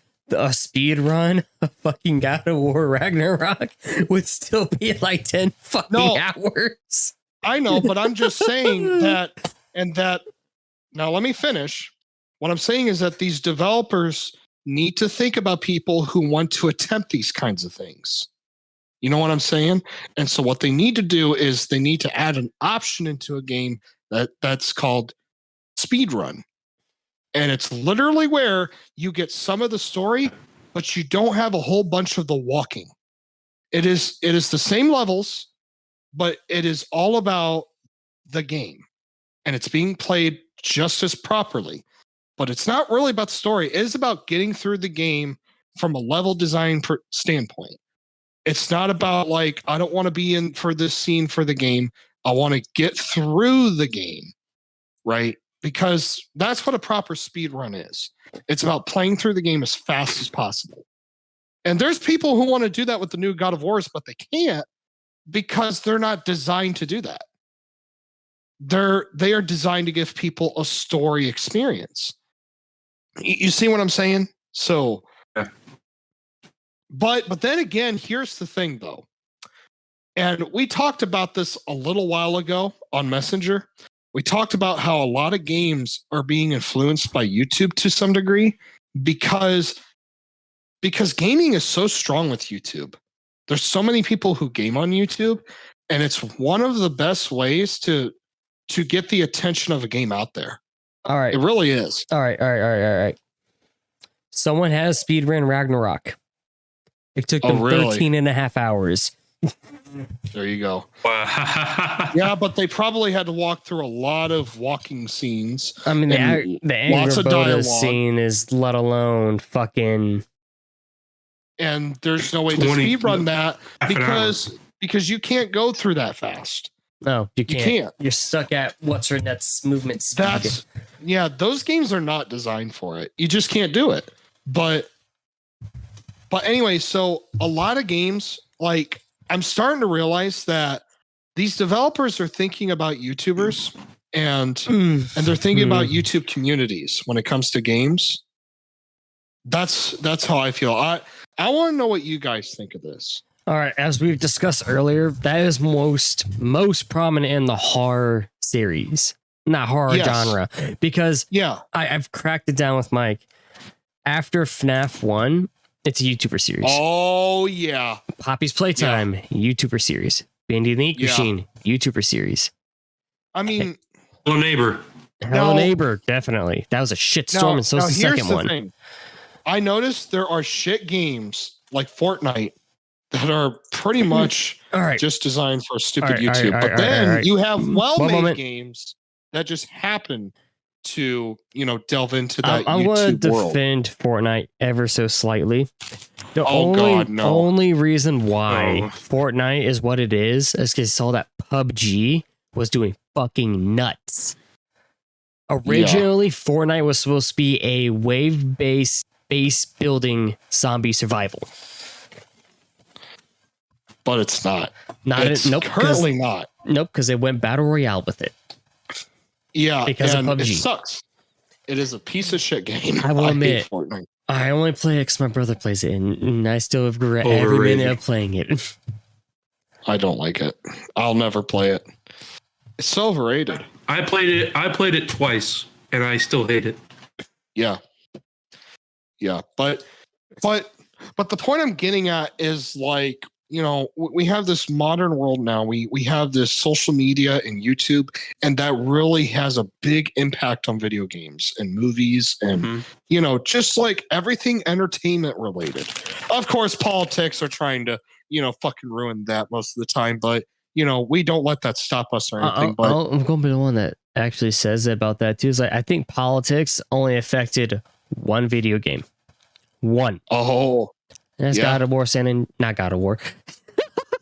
God of War San Andreas. yes, that's the crossover we need. Boy. But no, it was fucking Grand Theft Auto San Andreas because of removed content that was just sitting in the game still. Yeah.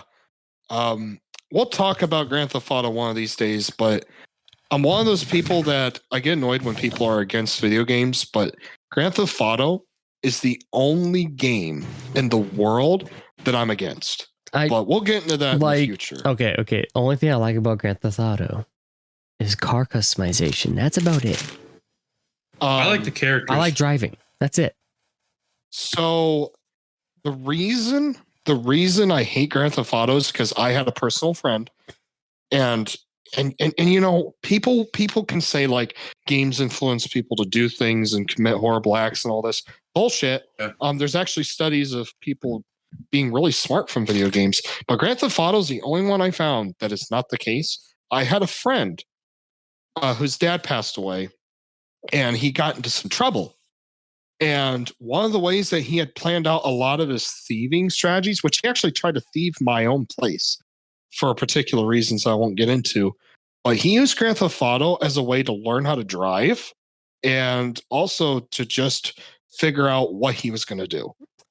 So okay, I don't like Grand Theft Auto. I'm confused how he learned to drive from a game that's not about driving. Have you seen that episode of Family Guy? Isn't that weird though? He did though. He did learn to drive playing that game. That's fucked up. I know it sounds fucking sense. I know it doesn't make sense, but he did. That's exactly what happened. I swear to God.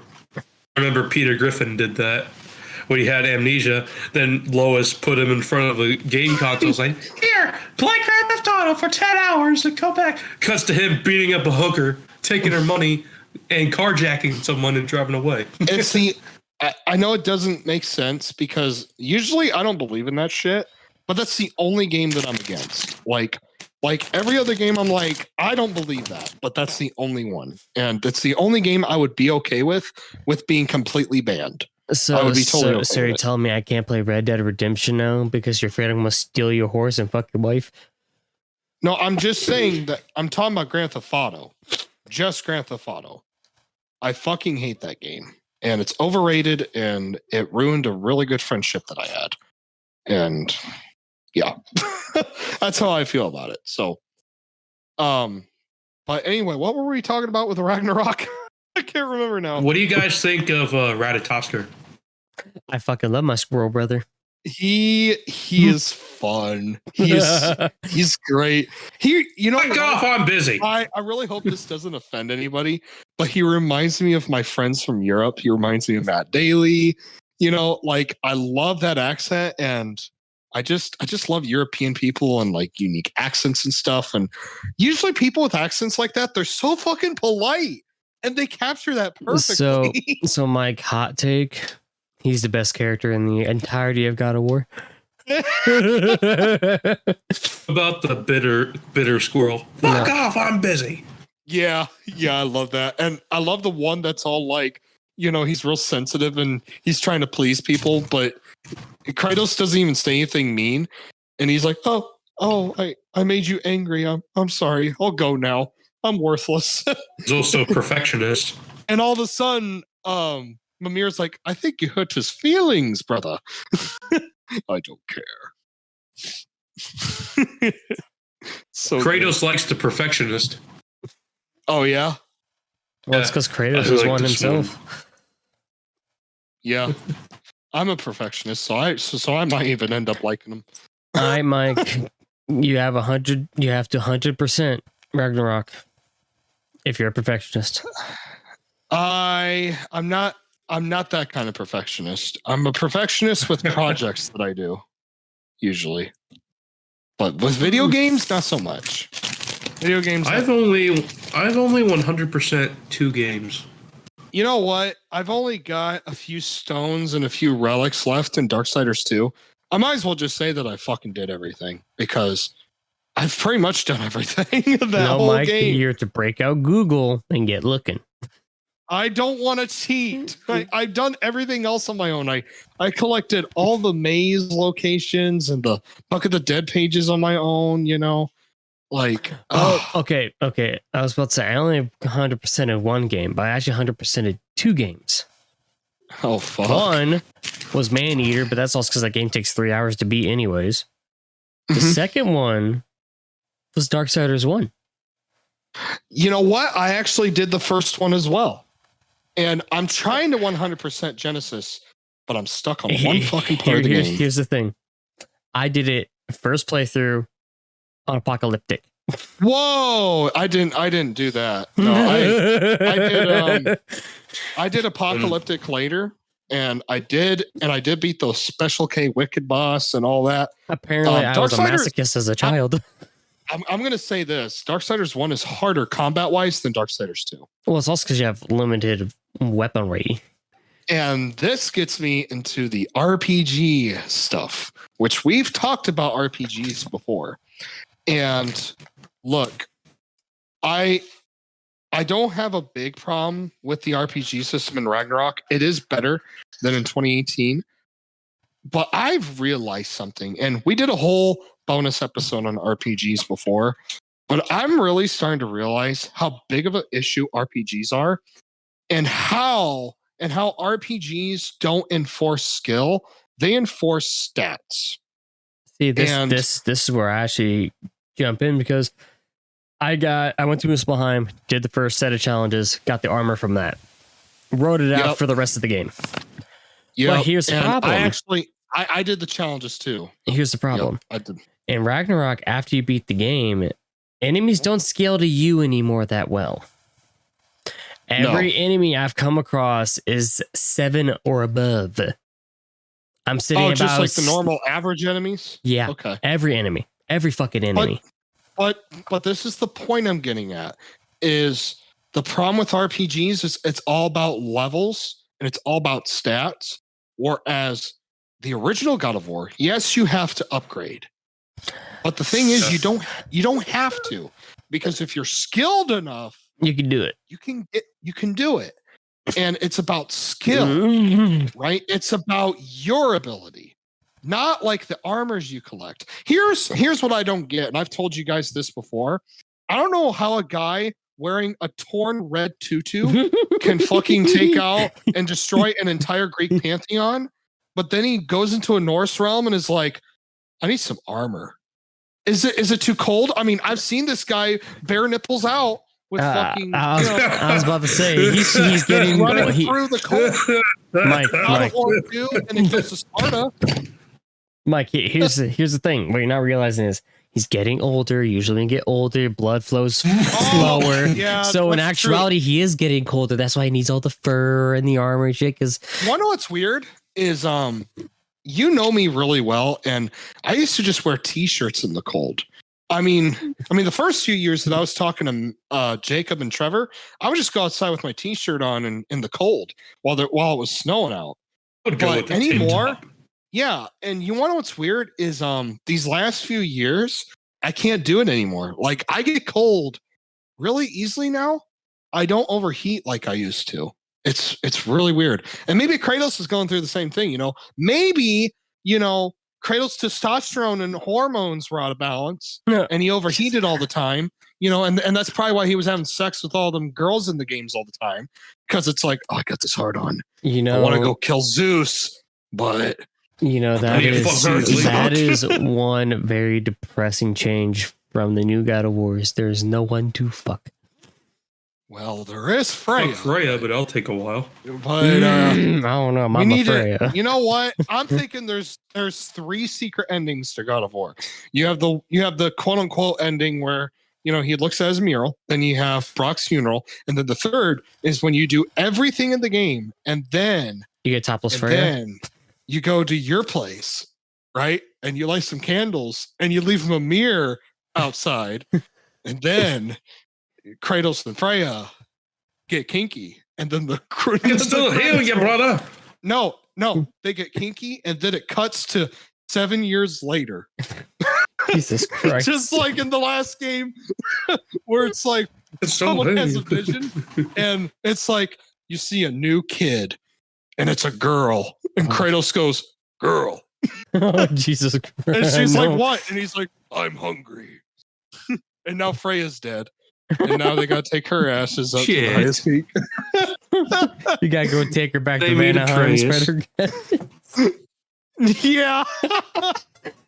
No. What you do is that you carry her fucking body through the whole game, and the goal is to take her to a dragon and then turn her to ashes up in Vanaheim. Get a flesh backpack. Yeah, it's kind of like he holds her body up to the dragon, and it's just like, whoa. Oh shit, that's good. That's good shit right there. That's bad. It's so fucking stupid, and I love it. I am horrible. But seriously, like when it comes to RPG, I don't understand how a guy with a metal belt and a tutu, takes out the entire Greek pantheon, can survive the cold with his bare nipples out, and all of a sudden, for some weird reason, he's just like, I gotta put on some fur and I need armors. And it's like, Kratos doesn't need stats. He is the stats, man. You don't need those stats, dude. You don't need these armors and shit. Luckily for me, I did the right thing and upgraded my survival gear, which is one of the best armor sets apparently in the whole game and has some of the best stats when you fully upgrade it. Now, I will say it's not fully at 9. Only my wrist armor is. It's really hard to upgrade it at 9, but it's really good armor. Luckily, I could just stick with his original attire, but it really sucks when you have to think like the only way to stay strong in this game is to wear armor, and that sucks. I miss the old days where Kratos was just like shirtless and just pure raw power. I mean, dude, when they were designing him originally through concept art, they were taking more layers of armor off, and they found out that the more they took off, the more they understood this character and the more like badass he looked. So now all of a sudden it's like, well, when we first created Kratos, we took armor off. Now let's reverse it, because he's changing. Let's add more armor on. Mike, you're a bunch of fucking idiots. You forgot the biggest change of Kratos, though. The beard. The beard. Yeah. Okay. Pubes. Let's see. Stabby goatee or big poofy my pillow beard. Pillow beard. I'm sorry, dude. No. This is my pillow beard. This is Mike Lindell's Kratos. And Kratos with my pillow. Hello, I'm Mike Lindell, and this is the Kratos beard. This is the my Kratos beard. Does your face get cold in the winter? Well, get a my Kratos beard. It'll keep your face warm. I mean, look at Kratos. He's surviving Thimble winter.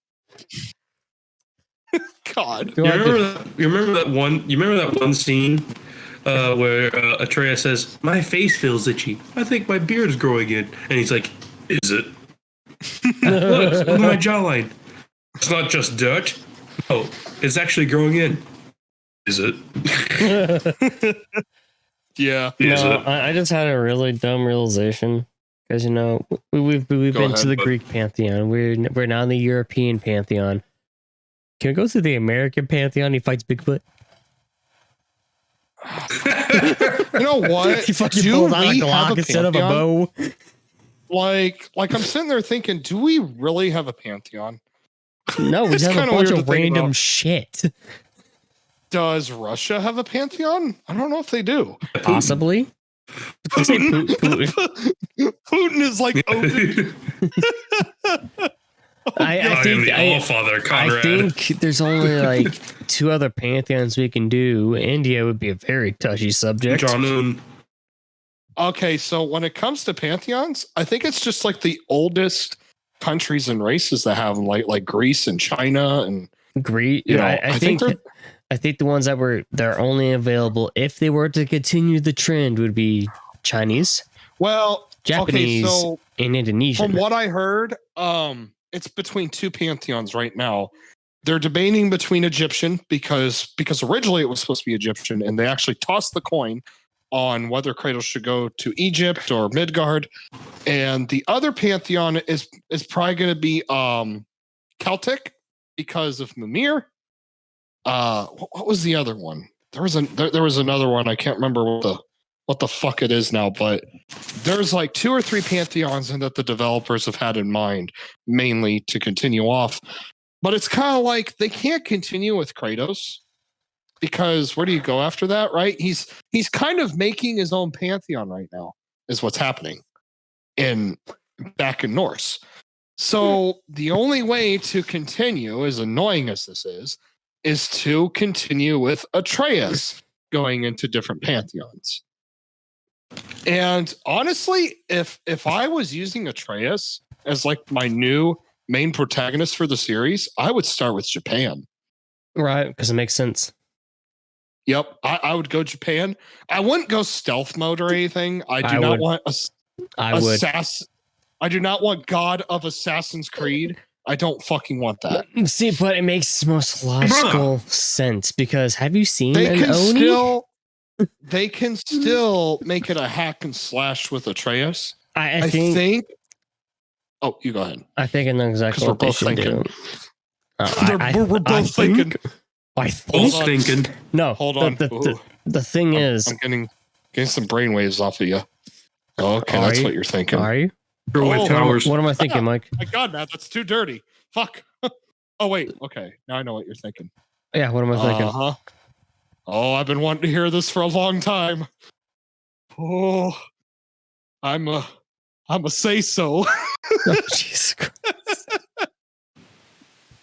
Beefcake. I'm a beefcake say so.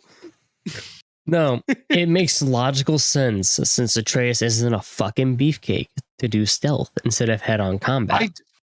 I don't want stealth though for God of War. That's so bad. We've got enough. Wait, guys. I'm just gonna say we don't have enough stealth games. We don't. They're a lost breed of game. Oh, I don't want it for. God. Atreus is so conflicting. What? Say, Jacob, what do we got that's recent within the last 5 years?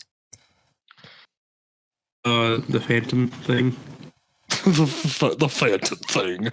Rated M for mature. Phantom Shoulder. Phantom Pain. That was like 2015. That's old. Actually, I don't think it's that old, but it was like 2017. It was an early title. If I remember right. That's a fucking elder game. Fucking wrinkly now. No.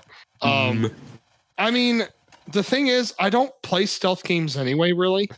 There's only a few that I've played, but I really, me personally, this is just me personally, I don't. I think if they were to do it, they should do it like Ghost of Tsushima did, where you can enter a compound, you can stealth kill a lot of the enemies or even all the enemies, and whatever is left, you could straight up fucking challenge. Here's the thing, though. Does a god need to be stealthy? First off, depends on what kind of god. Say we're talking about the god of what, mischief? Still, Loki. Yeah, still very powerful. But I don't know. We're talking about young Atreus, not 80-year-old Atreus with a 40-foot long beard. Man, I just can't shoot like I used to. If my dad was here, he'd say, "Boy, put your elbow up." But I don't kind of need to call me boy no more. I'm too old to be called boy. Man. I'd be called old man or old boy. Old boy. Elder boy. Good show, old boy. Sounds like a fucking stupid superhero. Could you imagine that? A fucking old guy comes out dressed up like a little kid. Elder boy. Like Herbert the pervert at the middle school prom. He's wearing like a striped, he's wearing a striped white and red shirt, and the shirt like almost goes up to his chest, right? And he's wearing like little shorts and stuff and these fucking shoes with the long socks, right? And he's like, "I'm Elder Boy." I am Elder Boy. Elder Boy. Oh shit. I just saved the city. Because the thing is, Matt, is that they really ended it off with like Atreus saying, "I gotta go find these giants." And these giants have probably somehow gone to other pantheons, which they need to show how Kratos got there, first of all. They need to show it. That you cannot just throw him in there and be like, "Well, he got there and that's it. Ta-da!" Because he didn't swim the ocean. There's no, I don't know. It's just like, that's really confusing. I'm about to say, the dude's suffering from a mortal wound with salt in said wound. I don't know. If he really crawled, confusing. Well, if he swam, that's a problem. Okay, so this is a really stupid thing to bring up. It's very minor, but okay. So you look at Kratos and you look at his teeth. He's got really fucked up teeth now. But if you activate rage mode and turn on photo mode in the 2018 game, his teeth are not jagged. They're perfectly straight. Does rage mode fucking fix up his teeth? What the hell?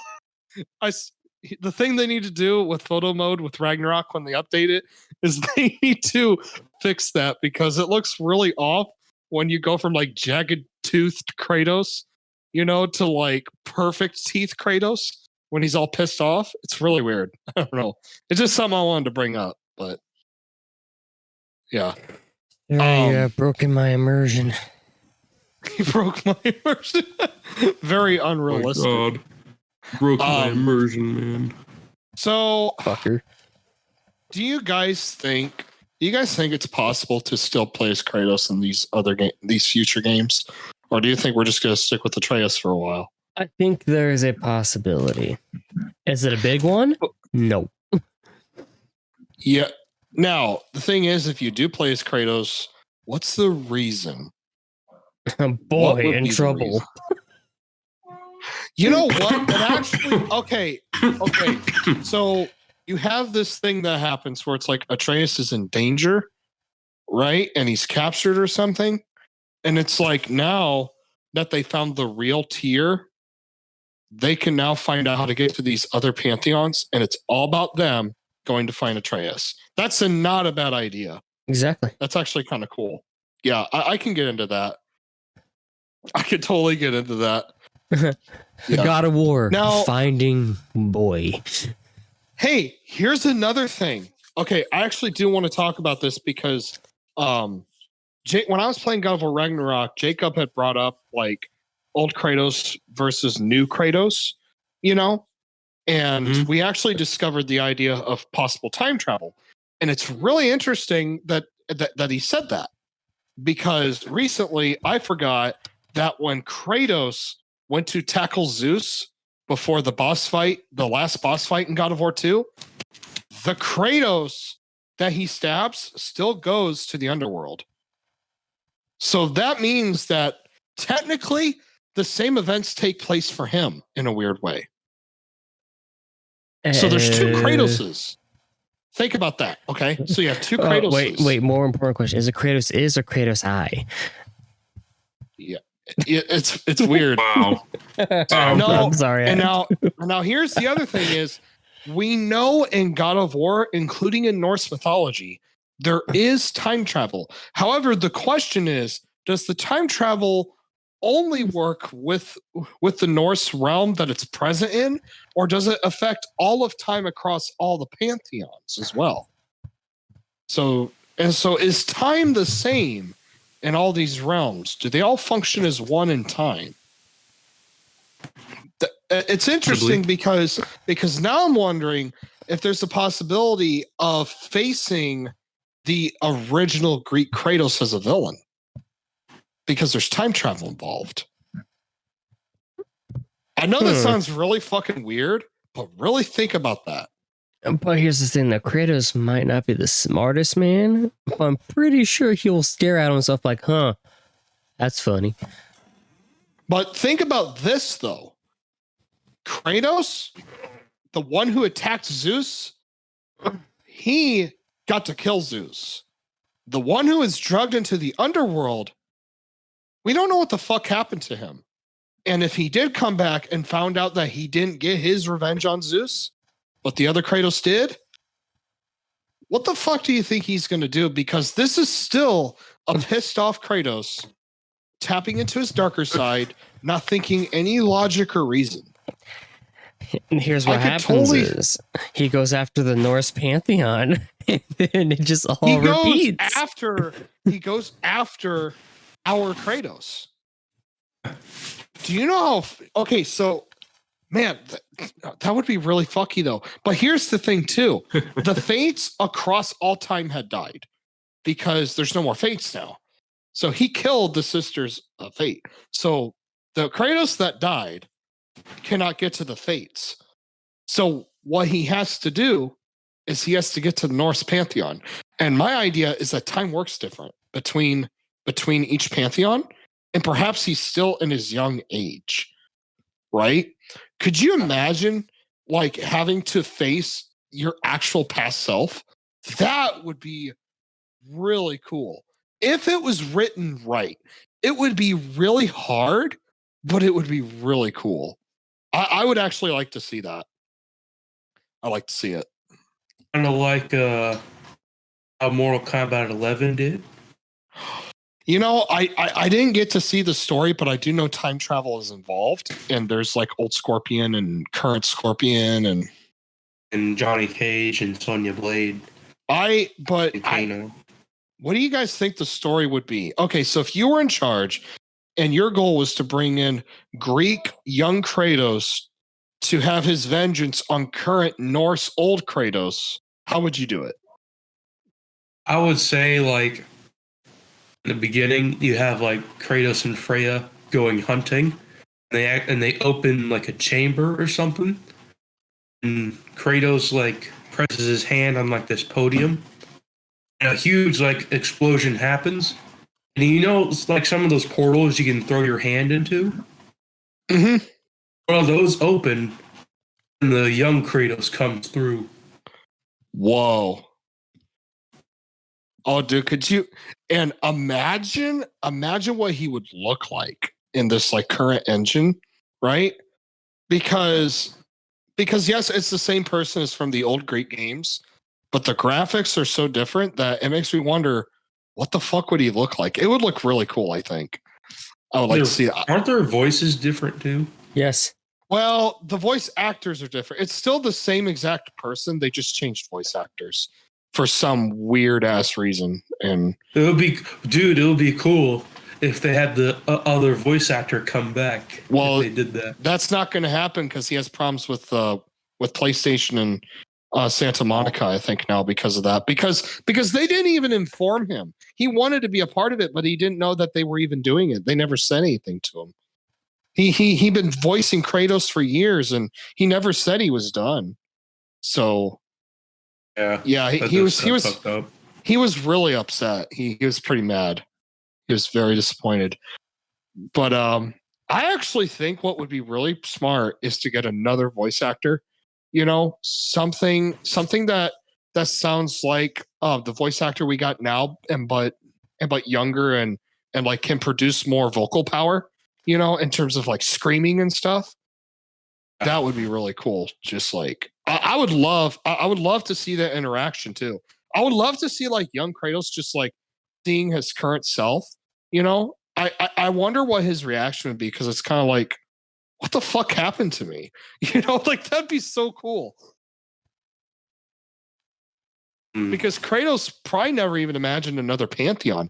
You know, in his mind, he probably thinks like Greece is like the whole world in his mind, right? So it was probably really weird when he first got to Norse.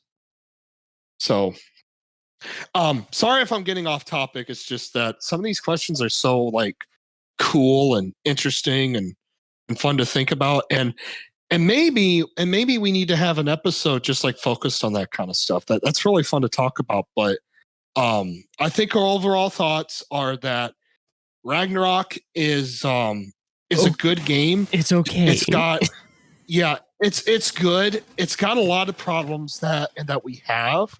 But the thing is, here's the thing. We feel the way we feel, but we're still playing it. I'm not. I am. Like I was playing Darksiders 2 there for a little bit. And I was like, you know, I've done everything in this game. There's nothing for me to do. I'm just gonna jump onto Ragnarok. I mean, the same way with Outlast. Yeah. I mean, I paid $80 for it, so I feel like I need to play it anyway. So, but regardless of how I feel, the journey is still fun. Like I'm still having a lot of fun with the game. I'm loving the after game a lot more than I am like the story of the game. I think after the game is a lot more fun with all the side missions and all the conversations and that they have. It's really interesting. And yeah, it's not a bad game at all. Is there anything you guys want to say before we close this one off and then delve right into a bonus episode. Yeah, bonus episode. Asgard get kicked in the head or something? Yeah, we have to bring it Bonus up. episode. No, Jacob Bonus kind of episode. has a Get point. kicked in the head or something?